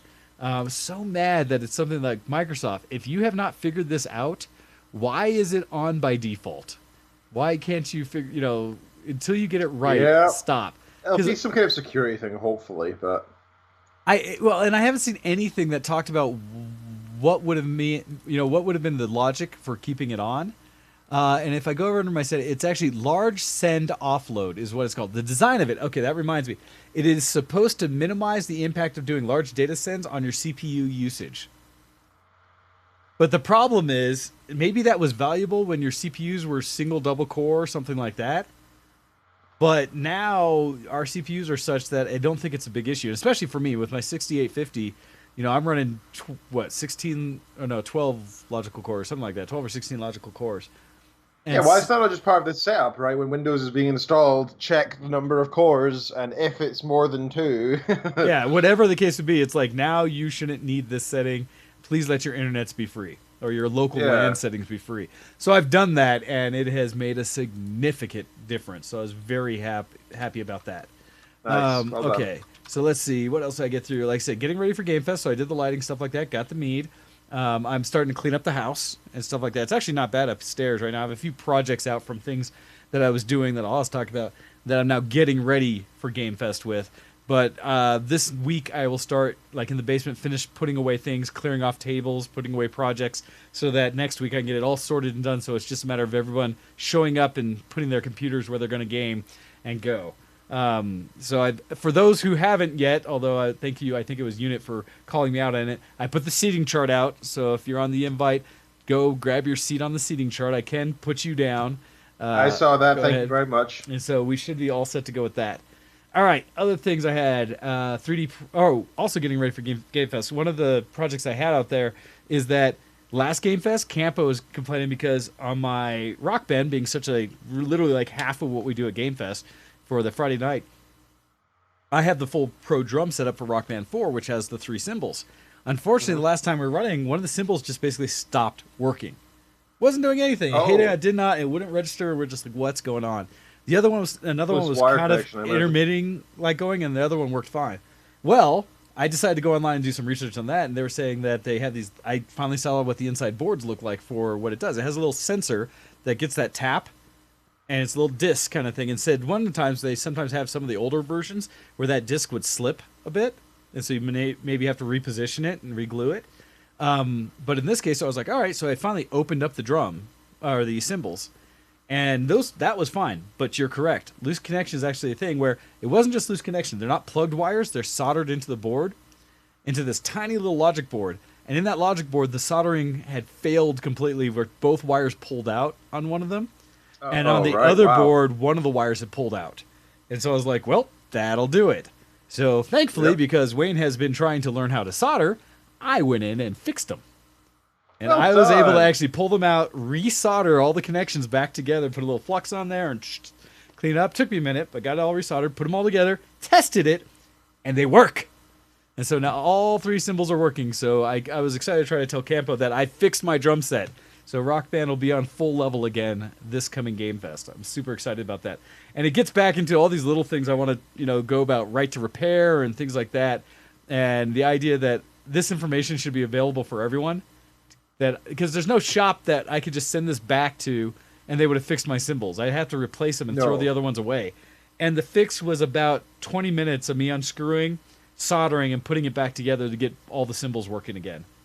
And such. And thankfully, I've been learning enough on my own to do it, but that's something that should be such common knowledge and easy for anyone to do. I really need to have a show all about right to repair because I've been following guys about it. And I think it's such a big issue that not enough Americans follow. I may talk about it. One of those things. It'd be a good YouTube video, I think, if you just sit down with a camera and a microphone and just do and talk about what I know. It would be, and there's a lot out there. I need a link, but I'll probably mention it some more after you take off, Ken. So with that, though, it is time for us to take a break, and hopefully to let you get out and sort things, Ken, so that you can go off and do other things, since you need to get ready to go enjoy your evening and shows and things. I'm going to enjoy it. It's not my choice of music, but I'm gonna have fun watching Kit have. Hey, that is sometimes all that matters, is that the person you're with, how much they are enjoying themselves. So with that, we are going to take a break. I will come back and talk more geekery and such, some 3D printing stuff about VR, and sorry, Ken, you'll have to catch up and post about Star Citizen and such like that, and the shenanigans we've had this week. But with that, we're going to take our break. We'll let you guys do some bio and things like that. I will try to get us sorted and back so you can still see me. We'll see if this works or not. And we'll let Ken go. So with that, you are listening to Show X on VTWProductions.com, on Twitch, on Mob Crush, on Facebook, on YouTube, all the places you can find us. And so, Ken, anything you'd like to say before we're out of here for you? Nope, nothing at all. Okay. I look forward to seeing you all next week. Hope you have a great evening. And thank you for having me as always, sir. Absolutely. All right, so with that, you're going to be checking out a song from OC Remix, because we do love those guys. This is Final Fantasy IV's The Dark by Trickwaters on OC Remix. And we'll be back right after this. Send in your emails to showx@vtwproductions.com.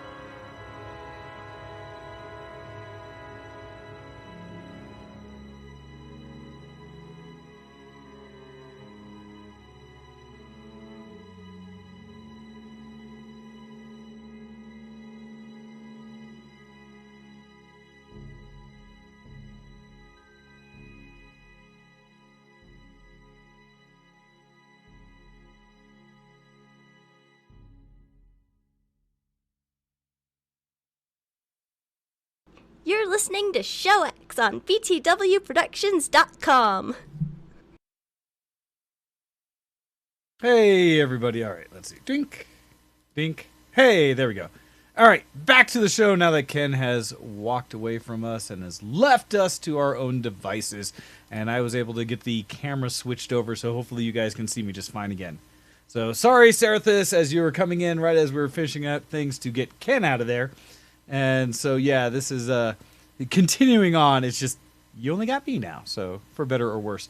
Hopefully you guys will do me the favor of anyone who's got some geek cred to share to go ahead and show it in at showx@vtwproductions.com so I can talk about it going in to continue the show. All right, so what did I have to continue discussing about geek cred this week?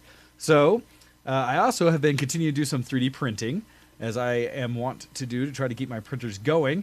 The most recent one is I've been continuing to make some molds or things for molds for friends. However, this time, not for my friend with Xenocat.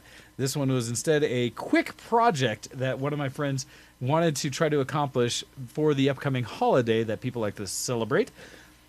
One of my friends wanted to make some chocolates, if you will, for her new significant other. Who is apparently a big fan of some Nintendo IP, and so I was able to go through and print some positives, basically little models of such, that she is hopefully going to turn around and cast into silicone that is food grade and friendly, and then turn around, excuse me, and produce it out as chocolates to be able to pour into and actually form some little character chocolates. And so we'll see how that goes. I did get the 3D prints out. Now she's got to learn how to figure out how to do the casting and everything else to make the molds and then use it with chocolate and make the whole present for this coming holiday. So we'll see what she goes with that. I may be helping her along the ways with some of that creativity in the project, learning as I go, as well as referencing those who I know who already do things with molding. So we'll see what happens. But that should be fun. Also, after the show today, we'll see if it still happens. I was telling Ken during the break that you won't be able to see it because it's too bright and the camera will never be able to figure out. Well, maybe almost. But it is actively snowing here again right now in Colorado. Although very light, but I have a person who is supposed to be coming over right after the show whose goal is for me to help him out with getting set up for recording audio. It's something where, who knows, maybe Hando, I'll reference you, but he knows that I do the show, and so in general isn't like a huge computer geek, but is talented when it comes to voiceover work, stuff like that, and want to be able to set up their own studio essentially in-house. And so the plan is after the show for him to come over with his computer and soundboard and such to be able to help me update some drivers, things like that. Apparently his BIOS is old enough that his USB 3 ports aren't working correctly, things like that. So I may upgrade his BIOS, some other things, but we'll see. If not, because of snow, I may try to do it over IP and try to like video call or something and talk him through the process. So we'll see. I may be doing some troubleshooting after the show, or if he braves the weather and brings the stuff over, we'll see if I can help him out. So it'll be interesting if I can translate what I will consider my minimal broadcasting knowledge and skills of computer things I do to bring you the show into what he could do for voiceover work and using things like Audacity and other such to capture a good quality audio recording. So I'm excited for that. Other things, I was going to talk some gaming here, and one of the ones, as Legend brought up in the chat there, talking about being able to finally be a part of, what was it, VR, I think is something that you had said when you first got in here, Legend. But yeah, VR, saying that you've joined the ranks, and that's some awesome geek cred. In doing so, though, it also reminded me that I've had to go through and remind myself how to add friends in the Oculus store, or in Oculus in general. And so I've recently added both Xenocat, because he's been playing, as well as just got Legend in there as well. And so between the two, I'll be very curious to look up everybody's scores. Because for me, I will maybe admit that I'm a bit competitive when it comes to my Beat Saber scores. Although Xenocat was telling me, it's like, oh yeah, we need a friend. She hasn't accepted mine yet, but we'll see. Because she was talking about the levels or seeing me play that I'm fairly comfortable on Expert right now with most songs. Some are still a big challenge. She kind of commented back, is like, oh, aren't you playing some Expert Plus yet? And I was like, no. And then coming back like, oh, and she kind of gave me a look last time I saw her when she was picking up some things I printed for. I was like, well, then I must not be a threat then yet. And I'm just like, dang it. So I need to get on there and keep playing so that I can improve and start playing on Expert Plus so I can be competitive. And that will be a good time, I'm sure. And yes, so Legend, although I'm not sure if he's going to give us a more concise email about it or not, but he recently picked up, it's that time of year where if you've done all of your things in the U.S. to make sure that you've paid the government the appropriate amount of funds, and some of us who, the government tends to take a little bit too much each year, allows us to go do our taxes and potentially get money back. One of the things Legend did invest in just now is a new Oculus Rift S, one of the desktop Rifts. And so he and his wife have been checking that out, and I've seen a couple screenshots or snaps from him of them playing, which is awesome. But yes, if you want, you can send us an email in at showx@vtwproductions.com, Legend, and tell us about your experience, and I will share that with everyone. So I'll leave that for you to give better details on. But also with that, I'm excited because for myself, it means I keep trying to play more, and I've been looking at some of the new games that are coming out, and I just saw an announcement. I think it just hit Steam VR, in fact, where I watched a bunch of the videos for it. I'm tempted now. I'm trying not to spend money I'm not going to use, but there's apparently a Walking Dead VR game that just hit in Steam, either this week or the week before, because it came up as my new games list. And so when I go through Steam and it says, let's see, see, Alex is still pre-selling. I'm looking forward to that. But I do believe there's Walking Dead Saints and Sinners just came out for $40. And so far it's giving like very positive reviews and people are saying it's gorgeous. And I've watched some of the videos on that. And while I am not massive into like scary VR games, because I feel like scary games in VR takes it to a whole nother level, this one, I've seen some of the reviews that say you might get a few jumps, but for the most part, it's not like truly scary. It's more the action you get in there and do. And so we'll see. That's something I might actually pick up. The challenge I have is that everything I do right now, I have so many games that I need to play that I try to hold off on buying new stuff and wait for things to go on sale. But that one looks interesting, and it's one that I was going to mention for Legend to be aware of as well, just because I know that he's new to it, and I think you guys like some more of those scary and zombie-like things. So it might be something to check out, but the videos on it look gorgeous. And the reviews are saying if you are a Walking Dead fan and have played through it, they've done a good job of keeping into the storyline and lore. So throwing that out there. But it's something I've been checking out as I want to continue to get more and more in VR. And I'm really, like, for a little while, I had actually pushed my desk over some to give myself a slightly larger game space. And I'm somewhat tempted to try to accomplish that again. I kind of go back and forth between getting this optimized for the show and other guests and things like that, or for my gaming experience. And I kind of go back and forth. Anyhow, so that's another thing I've been playing with. Let's see. The other one that is Star Citizen. So I've been playing League of Legends and ARAMs, stuff like that, just like Ken said, but mostly ARAMs. But right now, so here's the thing, Legend. I don't even watch Walking Dead. I've watched maybe 2 episodes ever, and I read some of the comic. But the game still looks good. So regardless of the lore, I'm just thinking the game looks like it's fun to play.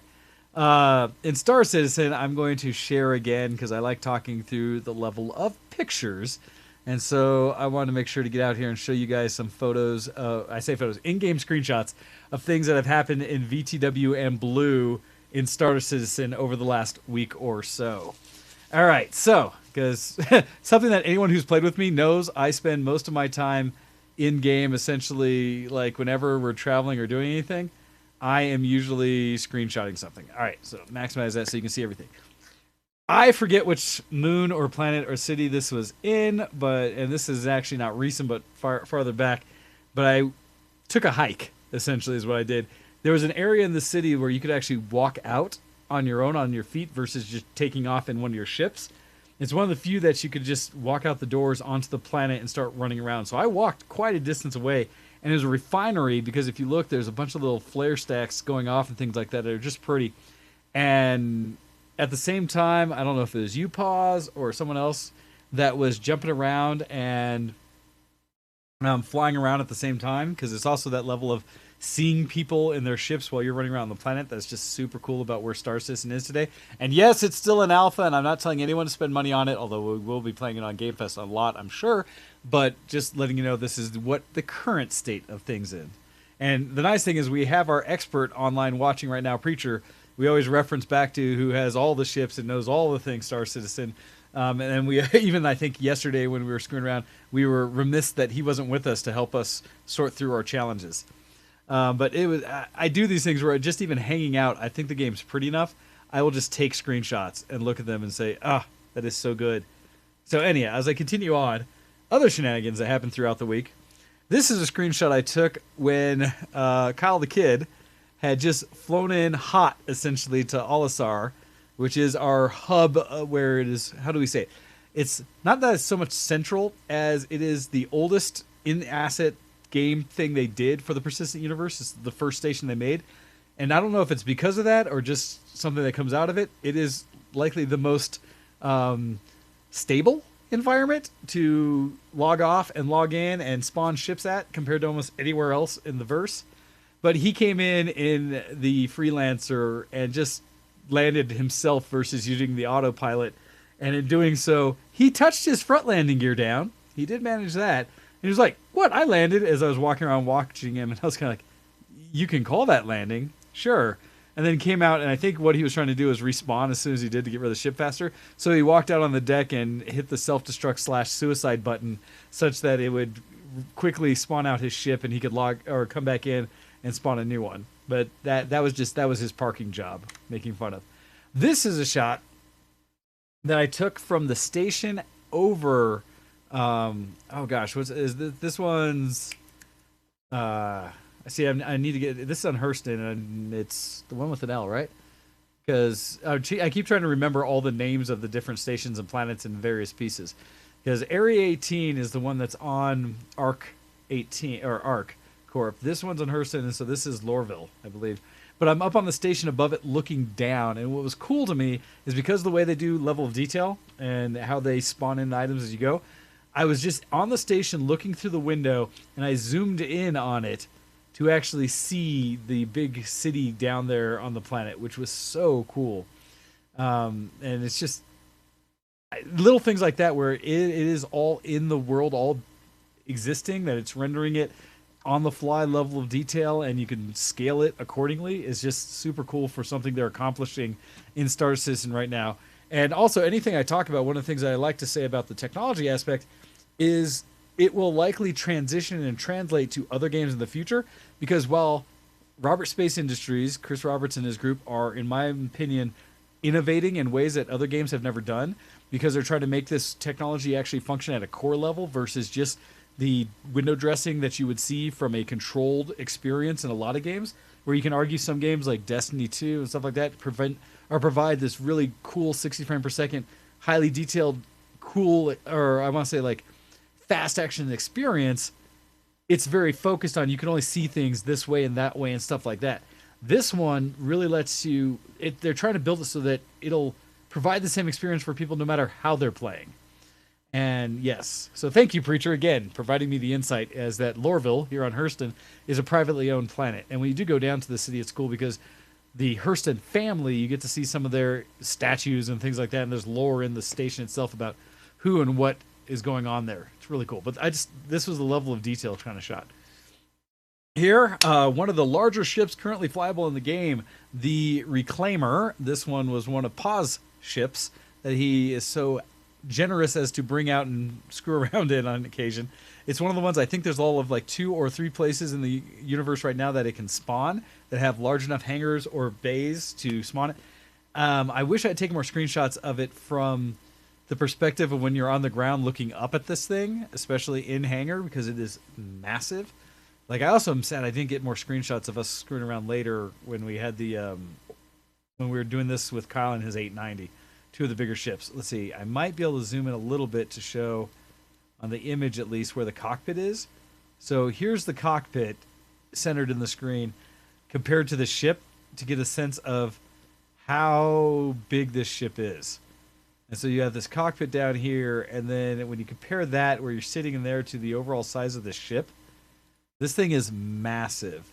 And as we were screwing around, I love taking shots in Quantum just because the blur effect and how it goes along. It's also kind of funny because the effect of the Quantum at the very front of it, you get just this tiny little nose effect of it breaking quantum space for the Reclaimer. I'm pretty sure they're going to have to go through and do an additional run through it to clean up and make the effects more natural for how big a ship it is. But it is neat. Also, from this angle, you can see the claw at the bottom. This gameplay element isn't in the game yet, but the whole point of the Reclaimer is you're supposed to be able to go to wreckages and things of ships in space or wherever is around and use that claw to reach out, grab, and pull the wreckage in, and essentially, we like to say chomp or eat, but kind of take it into the ship, and it's got its own refinery in the ship that grinds up the materials and deposits them so that you can then turn around and sell all that raw material back to things. So it's a recycling ship, essentially, and it's so cool. This ship has one of the better interiors if you've seen my streams at all. Walking around the crew compartments and just the layout of it, the remote turrets, all these things, just how it feels like a big industrial ship, almost like an oil derrick or something like that. Paz will say, and I think they've talked about it from RSI, from Star Citizen, that it was themed after the ships in Alien and the technology in the Alien series. It does feel like that when you're in it. It's really cool. Well, one of the things about the ship, and like I said, that it only can actually spawn at maybe 3 locations or something, one of those locations is not Port Olisar, which is weird because when you first load into the game, one of the primary shots it shows you is Port Olisar with all these different ships spawned on all the pads around it, one of them which is a Reclaimer. And so we always thought that's not right. So the problem is you go over and it'll fit on these pads. You can actually position around and go down and sit on the pads, but they won't let you at the port officially call for a spot and be able to park your ship and have it take it out for you. What Paz came to find is while you can't officially park it at Olisar, you can perch it at Olisar. So he was able to go, and the ship's engines rotate down and the landing gear come out like that when you go into vertical mode. And so he was able to perch it between the 2 pads on this top little portion of the space station and actually shut it down and have it just sit there, which was really fun and cool because as we were just screwing around, looking at the ship and running around from it, it's high enough up that when you exit the ship through any of the normal areas, you're in space, and so you do the EV moment where you basically are just floating around and using your own little personal jets off of your suit to maneuver through space. What are you doing, cat? Stop playing with boxes while I'm on air, silly cat. I think she's mad because I put the cat bed in the chair over there where she would normally sit, and I don't know if she's figured out how to get into it with the bed on it because I want her fur to not get all over the seat. But we'll see if she figures it out. So I think she's mad at me. She was playing with the boxes in the room. Anyhow, so we got the ship here on the pad, and while we had it there, there was a guy running around who I think already had a crime stat on him. And from it, the turrets, whenever you have a crime stat and you go to official station or something like that, the turrets at the station will automatically start shooting at anyone who's a criminal. And in doing so, he was kind of hanging out there while Paz's Reclaimer was sitting on the pad or up on the top of the station.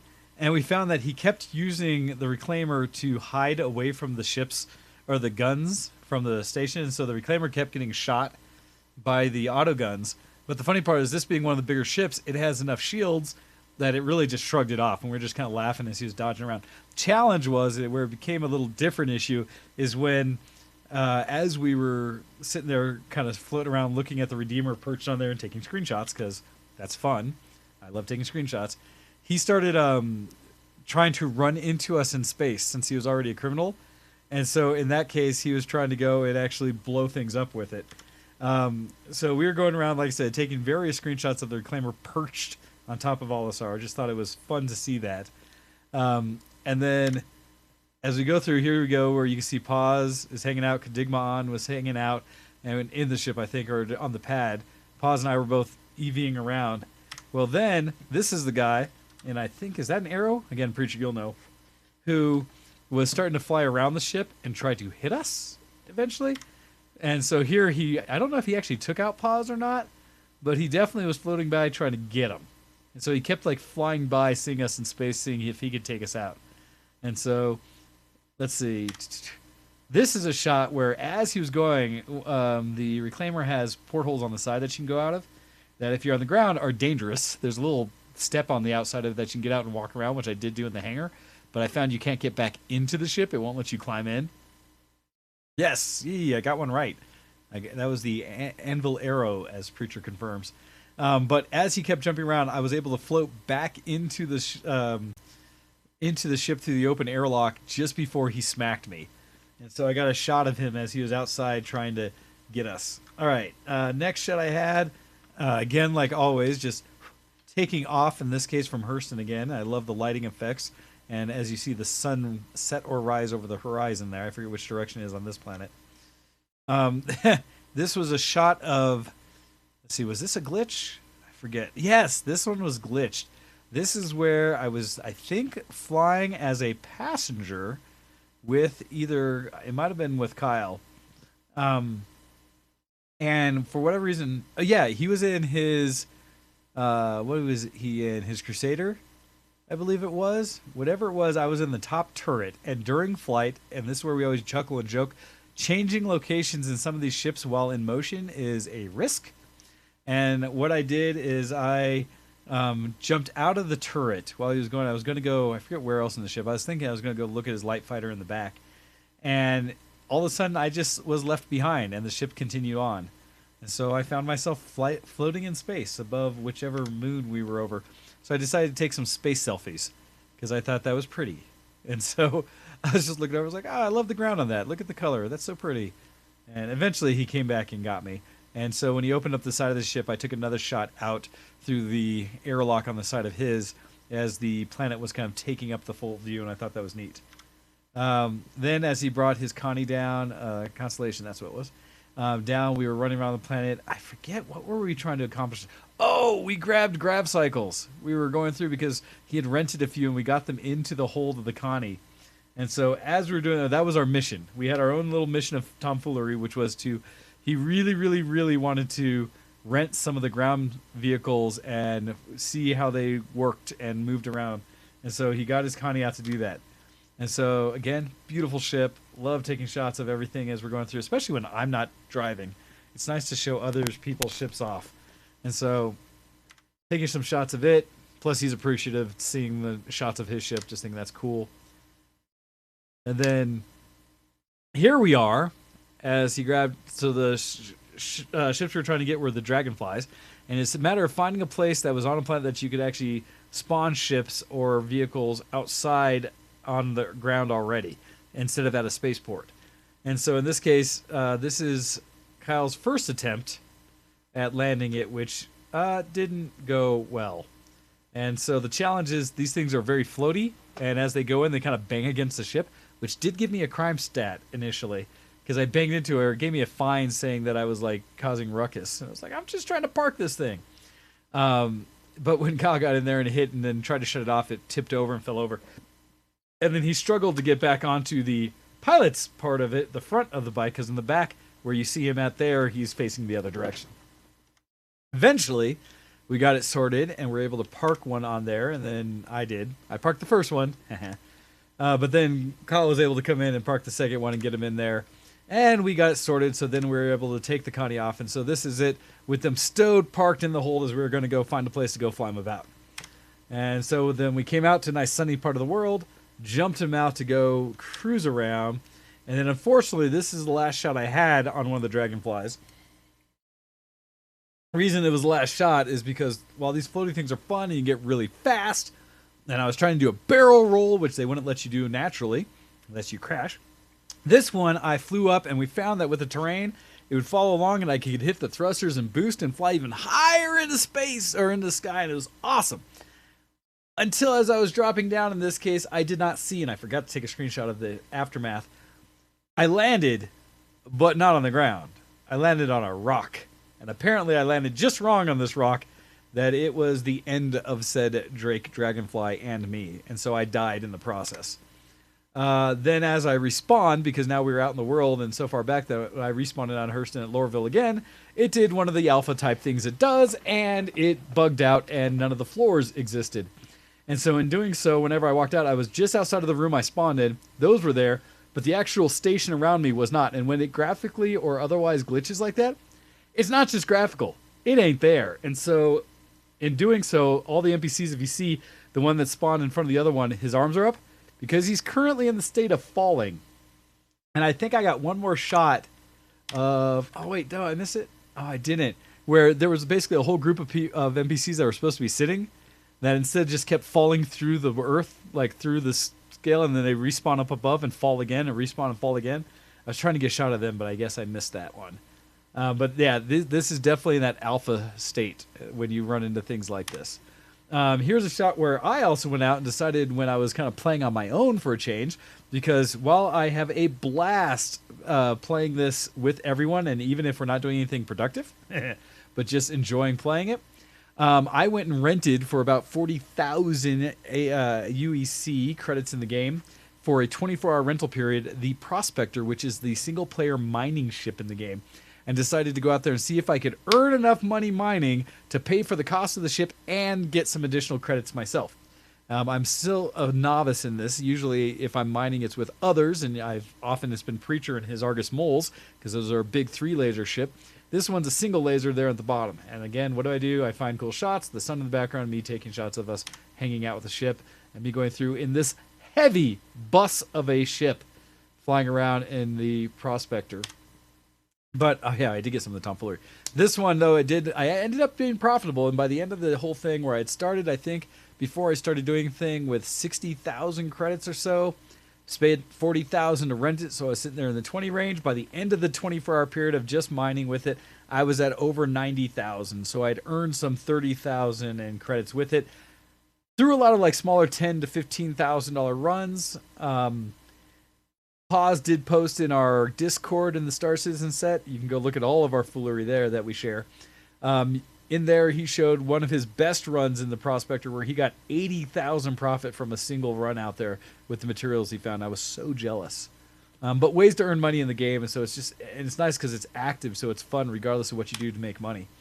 So this is a shot that got us closer to some of the silliness we were doing. We decided to do, Kyle the Kid, Paz, and I, to go do the 890 mission, which is so cool because they've got this massive Origin 890 boat luxury ship that's in the game that, for those who can't afford the $900 investment in Star Citizen to get the ship, I believe that's what it's at, you can, and that's $900 real money. Yeah, don't buy into this game. It's supported. Wait for it to come out, or wait for a lifetime insurance deal. But with that, you go in, and this 890 spawns around ArcCorp, and it's been hijacked. And so you have to go in, take out a couple ships that are patrolling on the outside, go into the ship, and then if you want a bonus in time frame to save people's lives, clear out like 20 NPCs in the FPS fighting shooting mode in it. And so we showed up in Kyle's Cutlass. Paz had, what did he fly in? It was a smaller ship. I forget which one he was in, Arrow or something like that. And I was in my Origin 300i. Well, after the mission, we were screwing around, and this is one where Paz was trying to figure out, could he fit the front of his ship in the Cutlass? And so he did, and that's the front of it, kind of, as I'll zoom in a little bit here. The front of his ship, the Cutlass has a hatch at the back that opens up, and Paz was able to just, as it was open, and we were just looking around, because that's how Kyle got back in the ship, Paz just parked the front end of his ship in there. We then found that, entertainingly enough, it was a question of how does the physics and the boxes of the ships work? Kyle then saw Paz's nose in there and decided to close the door. In doing so, and darn it, I wish I'd been able to hit screenshot at the moment of it, although I could probably go back through I was streaming it at the time. One ship lasted better than the other as collision was then detected. And we'll just say the bigger ship won. And so Kyle's Cutlass basically nommed the ship that Paz was in and destroyed it, and it exploded. I saw a great, beautiful ball of fire. It was fun to see. I then, as Kyle, oh no, this is one where there's the Redeemer again. A lot of times you have time to wait as people are all coming in from different areas. I think Earthweaver, my brother, was on and was trying to find ways to get through, but his experience was bugging out at Lorville, so he kept struggling to get into a ship. And so Paz and I decided to see how close I could get my 300 to his Redeemer. And so in doing so, got right up to his cockpit, and then I went and saw if I could get it stuck in his claw. So I basically was able to go forward and get it right in the tip. And In a way, even though it would have sucked to have to respawn and all, it would have been fun to have had, if the claw was actually working right now, to articulate it and see if it would just have eaten my ship there. God, it would have been cool. Also, I found out he has some of the brightest headlights I've run into in the game. If you look from this previous one, there's little panels above my ship on his that are not lit up yet. He then turned on the lights, and needless to say, from my perspective, I was blinded. But it made for some fun shots. Then Kyle the Kid brought out his own personal Origin 890 luxury boat. And one of the coolest features it has on this, and we saw it in the example of the mission when you can go, is it was designed specifically to hold one of the Origin 300 series ships on board. And so what it has is right there on the top deck, it has a landing pad that it opens up the doors for it, and then this pad raises up, and you're able to actually touch down and land on it. So I was able to go and park my 300 on it, and we actually specifically took time out of our day to do this, just because we wanted to see it happen. And pull it down just so I could see it articulate, and you can see the doors shutting in this shot. But coming in and parking my 300 in it. At which point we then ran around his ship, and he actually gave me the grand tour. It is, in my opinion, almost as good as the 300. The 300 is tiny, but very elegant. The 600, the in-between ship, to me is odd. It's like they try to make it pretty, but it's weirdly bulky and doesn't make as much sense to me. The 890 really does make sense. It's just, although here I'm in the pool walking around because they don't have like swim effects. So I was just like standing in his pool, which is surprisingly neat, as well as they have a jacuzzi and showers, all this stuff. It looks like a luxury sauna. It is designed as like an executive corporate, yacht is basically what the 890 is. This is a shot where, as we were running around, Paz was bored and sitting in his reclaimer, so he jumped up in one of his turrets and just started blasting the heck out of the 890. And Kyle chuckled to himself and was very happy because it proved that the 890 currently is almost impossible to destroy. All of Paz's shots took the shields on occasion down to 99% before it just popped back up. But it had really cool effects where you could see the splash of the shields around the ship, which was fun to watch. I then EV'd out to take some more screenshots. And actually, if you look from this perspective, this is the front of the 890. And probably the last thing I saw on this trip, I think. Because Paz and Kyle did not realize that I had left the ships in order to kind of get a better view and look around. And so in doing so, unfortunately, they started running into each other because they were bored. And in doing so, Kyle somehow managed to find the one spot in space I was at and ran the 890 directly over me, at which point I died. A couple of the shots of me going around and jumping back in the Prospector, just because I love the lighting effects, and coming here into Lorville and seeing just all the effects of lighting and stuff off of everything coming. Or is this Lorville or is this one Ark?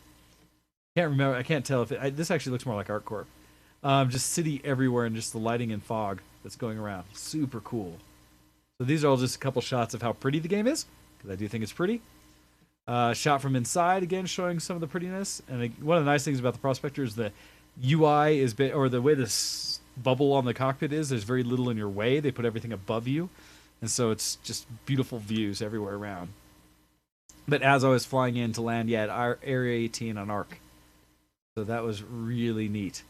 Then, as always, when I get back to my 300, because it's such a pretty thing, taking off here, I'm sorry, but the effects of the sun coming through the clouds at that layer looks like a legit Sunriser set. That is so pretty. So just as I'm getting up into the atmosphere where you can start to see it pop up, it is such a neat thing. So a couple shots of that going on just as it got above the clouds from where I was. And then Paz's other ship he brought out, which is a really nimble one, and this is one where he wanted to meet up, so he was EVing over into my 300 because his only has the cockpit seat. Mine at least has enough room that when you're in it, and you can see here in the background as I'm taking off with Paz in the back, it has enough room for people to hang out, including sitting on my toilet, which if you look just behind my character, on my character's right, that's Paz sitting on the toilet. The only other, quote, seat in a 300i, as normally you just have to stand. But he wanted the seat. And again, shots in Quantum because it's pretty, oh so pretty. But that is all I had from my tomfoolery and shots around of Star Citizen this time. I should have taken more shots. There were just so many times where, like I said, as Kyle was giving me the tour around the 890, I thought was beautiful. And man, that's one of the few ships also that I looked at like, I want it, but it doesn't make sense to me as an individual. He bought it specifically, admittedly, to get all of us on there, because just looking around at spots to sit on it, and the fact that it has lounges and bars and all this other stuff, you could easily fit an entire, right now, I'd say servers amount of 50 people on that one ship having a party. It's ridiculous, but awesome. So anyhow, that was what I wanted to kind of update on what I had done in Star Citizen this last week. And so hopefully you guys appreciate that. Feel free, if you're in the game or haven't touched it in a while, to jump back in. In this last week, we just introduced Kadigmon into the game, since he had bought into it way back when, but hadn't actually done anything with it. And so this is an opportunity for him to check it out as well. So that was a lot of fun for me to help share in the love. All right, other things that we had going on. Let's see. So not Star Citizen related, get back to other geekery. I did want to catch up everybody again a little bit on the Harley Quinn series. I've just watched through, I think, episode 10 or 11, I forget, where Harley continues to go on. It's interesting because overall, in a way, I'm happy. They've toned down the overall blood and guts that happens in every episode. In the first probably half of the series that's out right now, because there's 11 episodes available right now, it had a lot of episodes that were just bloody and gory and cursing left and right, like shock value levels. Now it's toned down. It's now a little more natural, where people still curse, and there's still things you'll see happen when somebody gets splatted, and you'll see brain, guts, and all gore go sideways, but it's a little less so, and the story, I think, is progressing a little bit. I'm still appreciative in a way how they're kind of comically dealing with certain characters. I've come to, I think, more accept what they've done with Bane.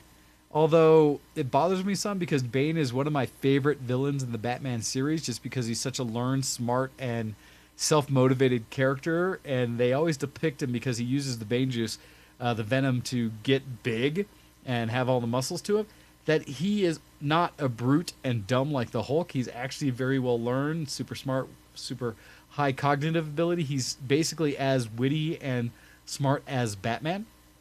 And so it bothers me a little bit that in the Harley Quinn series, everyone basically treats Bane as a joke, to the point where nobody wants to work with him, and he's in the Legion of Doom, but at the same time they're all like, yeah, we're going to do this. Oh yeah, and Bane. And they make fun of him, and his voice acting is done in a silly way as well. But I'm still enjoying the series, and I recommend, if people are into DC World and don't mind it being over the top, to check it out. Also, I'm continuing on. I'm now solidly into season 2 of Sabrina, the newer series on Netflix, with that one, and enjoying it. There is a bit of, as I was having a conversation about it with one of my friends, moments in it where it tries really hard to be really woke and to cover subjects that are kind of popular in today's things, which in a way do and don't make sense to me, because the way the series takes place, it seems like it's taking place in an older time frame, because people aren't just running around on cell phones and stuff like that. So it seems to be taking place back in, maybe I would argue, the 60s, 70s, just from watching it. I still enjoy the series. I'm liking it. But there are some moments where I was like, really? I had some criticisms where they did something in the scene, and I feel like they've forgotten that they did it, or they haven't thought really about how the world would respond to that happening. And so I don't see the fallout from it later in a realistic way. I have a challenge with that, where I can understand when they're trying to create a certain narrative and push a point or get to a subject. But do that. That's fine. But treat it with a little more care, where you talk about the logical or real consequences of it beyond that narrative. And that's the part that I think they're lacking. And I don't want to spoil it for many others. I'll simply talk about, there's a piece where they talk about one of Sabrina's main friends and trying to integrate or deal with the status quo in the town. And it's funny because it gets a little cheesy or hokey in some of the things, where they seem to really want to parallel the things that Sabrina's dealing with in her magic school as what's going on in her human school, as like the same challenges are happening to characters in both at the same time. Seems awfully convenient. But one of her friends, Theo, is trying to do a thing with basketball, and essentially the result of it, minor spoiler, is that Sabrina ends up coming in and helping Theo make every shot, and thus kind of show out for the rest of the team that maybe better than they gave Theo credit for. But the challenge is, and this was an opportunity for Theo to get put on the team, and after so gets a position because made all the shots. Everyone's like, what? Can shoot, amazing, why not? The thing they showed in the show was that for every single shot that Theo made, Sabrina cast a specific spell each time to make the shot go in. And my problem is that's not that Sabrina did anything to actually change Theo's ability, simply did enough to make those individual shots happen. And my problem is the show has not addressed what happens the very next practice, let alone the first game, when now what is supposedly superstar Theo shows actually has no skill. Wouldn't they then just bench Theo at that point, or kick off the team or something, when it's like, oh, you actually aren't good, maybe you just had a moment or something? But so far, several episodes past, hasn't even come up again. Hasn't been a discussion point. They basically used it as a way to get into the theme of some of what they're doing for the wokeness, and then dropped it. And that's something that bothered me. It's like, continue with what you're doing, but show the logical consequence. And that's one of the big challenges I would say with the series as a whole, is that Sabrina gets away with far too much and being too high and mighty through so much of the show without real consequence happening. And so I struggle with, what is it that the show creators are trying to teach us or show us? What are the answers through the scene and what happens because normally in any kind of narrative, if there's a message of this is so that underdogs have an equal chance or something like that, you would show it happen and how they can succeed, but they're still challenged, right? In this one, it's like, because of the magic aspect, so many things are just being done and it's happening, where the consequences are almost being forced on top of what they're trying to solve versus it being a natural fallout from it. And so it's interesting. Okay, I'm glad Paz and others here who have also watched the series and are showing it, because I do have one of my friends locally that I'm chatting with about it and sharing as I'm going through, that she's pretty, excited to talk about it some. Who agrees in a lot of these things. So I'll be curious to continue with it. I'm enjoying it, so I'll keep watching, but it's just something to kind of throw out there if there is, for anyone who is interested and wants to check it out. I do still appreciate how dark it is and how willing they are to talk about some really, like, what has not traditionally been popular on TV type of concepts and such. So I'm appreciative of that aspect. All right. That's what I've got that's geek and stuff and randomness. I'm going to jump over and talk a little bit about some things that are technology, news, and more today on the Geekoscope. Because I did want to share, I didn't get into it last week as we love to run our host show talking about us. But there were a few things in the news in general that I kind of wanted to just throw out there. Let's see. One, this is a bit of an old one, but one I'm excited for from a Game Fest perspective, and we'll see if it actually happens. Coming from DSOG, the Dark Side of Gaming, and their website, a discussion about a potential remastered game coming out. And if so, I'm excited for it. So this one is about Kingpin, and it's called Kingpin Reloaded. So, showing you the article here, not sure how many of you guys out there are gaming, but this is an old FPS that came out back in 1999. And it's one that I and my friends here played a lot of because it was a LAN play game.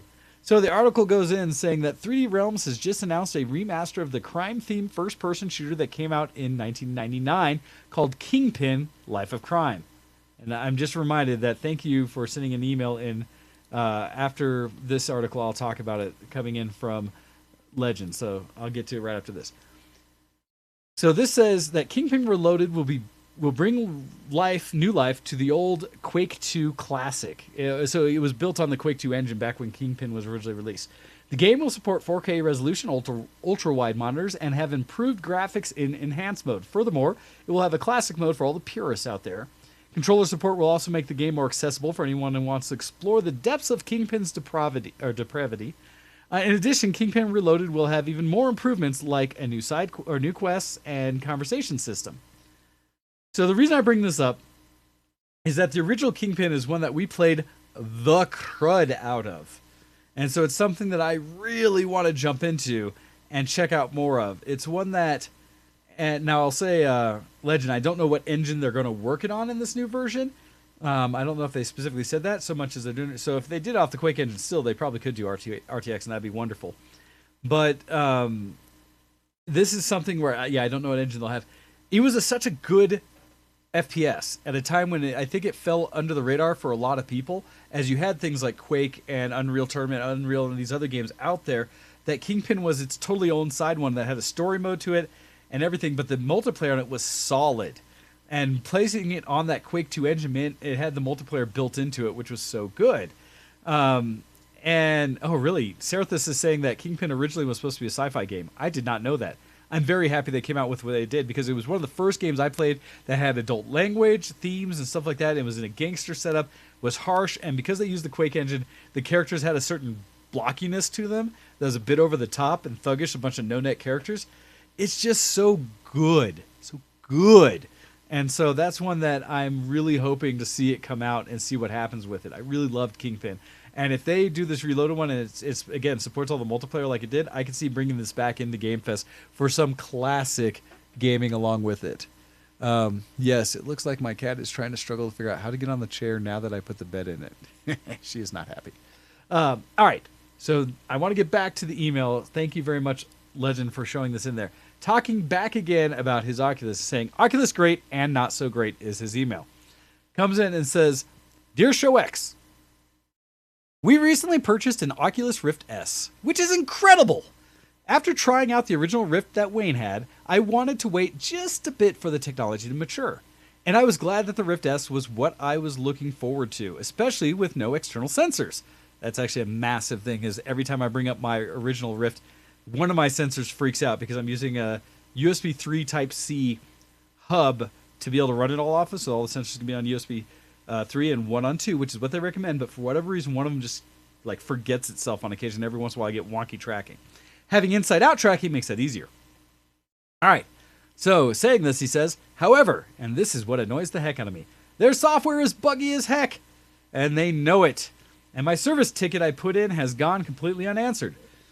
And apparently, that is par for the course. Day 1, plug in the Oculus, install the software, and I go through the configuration, but get stopped up and at configuring the headset. It kept airing out that it couldn't detect the headset's position via the sensors. Please unplug and replug in. After doing that about a dozen times and going through troubleshooting tips online, he hit skip and finished setup and then rebooted his PC. It worked after 2 hours for a bit. The next day, we tried to use it again and kept getting an error about the headset. Nothing specific, just restart the Oculus software. And it was stuck in this loop. It wouldn't let us use it at all. Until all of a sudden, it did! For about half an hour. Then it glitched and suddenly the headset stopped working. Long story short, after several days of fighting with it, so far what seems to have helped is that I have to start the Oculus software, then plug the headset into the USB 3 port, wait 5 seconds, not any faster than that, then plug the DisplayPort cable in. There are countless people in the Oculus forums who have had this issue. And Oculus has not given any statement or word of support about it. One person who set up a big lab using dozens of Oculus Rift S said about 30% of all computers had this problem. It was a computer-based, not headset-based, as a headset working on one PC wouldn't work on the one of the 30%. Frustrating, but for now, it's working. That is an interesting one and not one that I have played with, but I have found that they have a ton of challenges with USB stuff. So it's interesting. All right, I got to catch up on the chat here. I appreciate it. So you guys are talking about Kuro saying that RTX features are in GeForce Now, which if I'm not mistaken, that's their streaming service to kind of go against Stadia and some of those other things, which makes sense because they're just pumping their own hardware out. Which Legend then comes and talks about, and you guys continue on. So good. Let's see. It said Kuro saying USB devices can be weird with the Oculus. Yes, they can. And says Legend says the first time they complained about this glitch was back in June of last year. So one of the questions I do have, Legend, is whether you unplug and plug in your Oculus constantly, or do you just leave it plugged in and you use the plugging it in as a way to solve the problem? Because like for me with my Oculus, I have it tucked in so it's always plugged in, and it just comes on when I go and put it on my head that it kicks on. Otherwise, it's always plugged into my PC in the back. So I am curious about that. But that is a challenge and unfortunate because the whole point of the Rift S and now the Quest is it's supposed to be making VR more accessible, easier to get into. And with that inside-out tracking, it's just supposed to be a lot easier to do. And so that's unfortunate that you're running into that problem, and hopefully that's something they get figured out. Oh, interesting. Leaving it in. See, one of the challenges I run into, you might check, is that in my device settings, I will see some of my USBs kick off and on at different times because they seem to be very sensitive about what USB drivers and boards are used with it. And it just doesn't always like what it has. So that's interesting. I am curious about that stuff. You'll have to keep us up to date if you find out any answers as to how to get it working. So interesting, and thank you for that. All right, so continuing on with news and such. So I mentioned what I like about Kingpin, Life of Crime. Also, I had mentioned a couple weeks back seeing Weathering with You. I want to mention that it looks like it's going to get a wider release, so if you haven't seen it, you can go check that out. They made $5 million the first weekend out, and so since it's an older thing that just got brought over to the U.S., that's something you might want to check out. Let's see, some of the other things. Ken isn't on, so I won't talk about that one. Let's see. Another one is that there's been some rumors, this might be the last one I'll bring up, that Apple, in their technology world, is looking at ways to deal with being, what is it? Europe is actually pushing for companies to reduce the number of different types of ports that are out in the world because of all the different waste we get of cabling and such. And one of the challenges is the whole fight that Apple is the only company out there that uses the Lightning port. And so what's happening is Apple Inc. is pushing back against a European Union initiative that would standardize chargers for all types of smartphones and devices. The European Commission, the bloc's executive body, is currently considering legislation to cut back on electronic waste after a previous voluntary approach didn't meet its expectations, according to a EU official. European lawmakers have been complaining that users are often required to carry different chargers for similar devices. The iPhone maker's so-called Lightning charging cables for Apple products don't plug into devices made by Samsung Electronics or other electronic companies. Being forced to use a common standard could turn a bespoke product like Apple's sell high prices into a commodity, cutting it into its profit. Sorry, that's Apple's idea that they don't want to let other people do anything without licensing through them. The quote they have is, we believe regulation that forces conformity across the types of connectors built into all smartphones stifles innovation rather than encouraging it, and would harm consumers in Europe and the economy as a whole. Let's see, they've butted heads with the EU before and are appealing the order of the Commission. One of their things they've had in the past of paying Ireland 13 billion euros in unpaid taxes. Come on, big companies, pay your taxes where you belong. I'm so mad that they hide around things like this. Anyhow, I was curious people's thoughts in general. I'd love for you to email in at showxvtwproductions.com, since we're about to end the show, your thoughts on whether it's advisable for bigger things like the European Union and trade organizations trying to support things should or should not push for things like conformity in ports, because I admit it's a challenge in that every device today is going to things like micro USB, and it sounds like going forward into like Type-C and stuff like that, ports which have higher bandwidth and are a little more consistent in how you plug them in, versus the only devices out there that use anything of the Lightning port are Apple mobile devices. Their PCs don't use it, and even their larger tablets are moving over to USB-C. So in a way, it doesn't make any sense for them to maintain it, in my opinion. I have an iPhone 10. It has a port. They've even jokingly talked about, I say jokingly, there's rumor that Apple may get rid of all ports and go straight to wireless everything. So there's stuff like that where I'm just curious what is going on. I actually think it would be a boon to have everybody be forced to essentially get back to one port to rule them all, or something like that. It's kind of something I've run into even in work and other stuff, where people always try to work on their own standards, their own variations of connectivity. And instead of fighting with everybody on what, well, we want to do it our way because we think it's best, and therefore force everyone into your own, like your own product chain for everything, even the support and accessories, to instead work on improving the next standard, the next variation of USB or something like that, so that we can instead have a better USB Type-C connector or something like that that meets everybody's needs, versus keeping coming out with everyone's in like their own versions. That just annoys me. And so it'd be nice to see. Let's see. Oh, is Twitch bugging out in some way? Let's see, because I'm watching both on YouTube and Twitch, and I'm not sure. Anyhow, well, we're about done for the day, so we'll see what happens. I'll probably jump into Discord as we end the show here. I am checking with my friend, who it looks like we'll see if he's actually going to come over or not. It sounds like the snow might be too much a hazard, so may not. But anyhow, so to finish things out, it is time for us to be done. I do appreciate Legend for you emailing in and for everyone else to come in. Okay, so it sounds like the page is just kind of like lagging behind. Sorry about that. Hopefully on my side it says, because I haven't gotten any errors today, oddly enough. Or oddly enough, it's good. All right, it's time for me to end. I don't have all the spiel that Ken does, but we'll see as I pull up our Reddit post that shows all our connectivity if I can mention it all properly. All right, if you would like to follow us and check us out each week on Show X, please jump in and help us out. You can share us every week. We really appreciate that as we go live. It's nice to get more and more people on here. That helps us grow probably better than anything else you can do is just get the word out there. Well, I try to share it now on Facebook and everything when it goes live and we're posting there to just share it as well to get more people on. Would really appreciate it. As well, if you'd like to jump into chat any week, to jump in on Twitch and get people pointed this direction. But with that, you can find all our episodes over on twitch.tv/VTW Show X, where you're watching us now, on our Show X page on Facebook. You can also jump into our Patreon and support us on patreon.com/ShowX. You can email us in at showx@vtwproductions.com to give us all of your geek and to answer or respond to any of the things we talk about during the show. Please subscribe, hit all the things that you get on YouTube with the bells, the subscription side, things like that, so you know when any episode comes out. You can follow Ken and I both on Twitter. You can catch me at DocDead on Twitter. You can catch Ken at, Ken, let's see, where's his Twitter? Oh, he hasn't updated on here. Bad Ken, because he's now Dr. Ken Reed, I believe, on Twitter. But you can also check us out on our own Twitches, although I tend to stream just to the channel's Twitch now these days, and all of that. So with that, you can also catch all the links in there in our stuff after the show and our notes and things like that. All right. With that, that's pretty much what I got today. Everybody, stay warm if you need it, just like Legend says, but get out there and game and check us out throughout. Coming up, we'll have, well, for anyone who knows, it's the holiday people celebrate as you will for Valentine's or whatever you call it this week coming up. And so should have our show normal on Sunday. And the week after that will be our Game Fest show, which we will have Ken live in studio in my office right here. Partaking of maybe the mead if it's not all the way gone before that happens. And so check that out next week, everybody.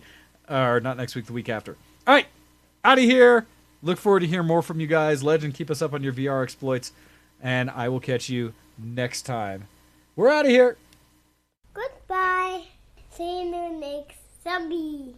Good night. Also, God.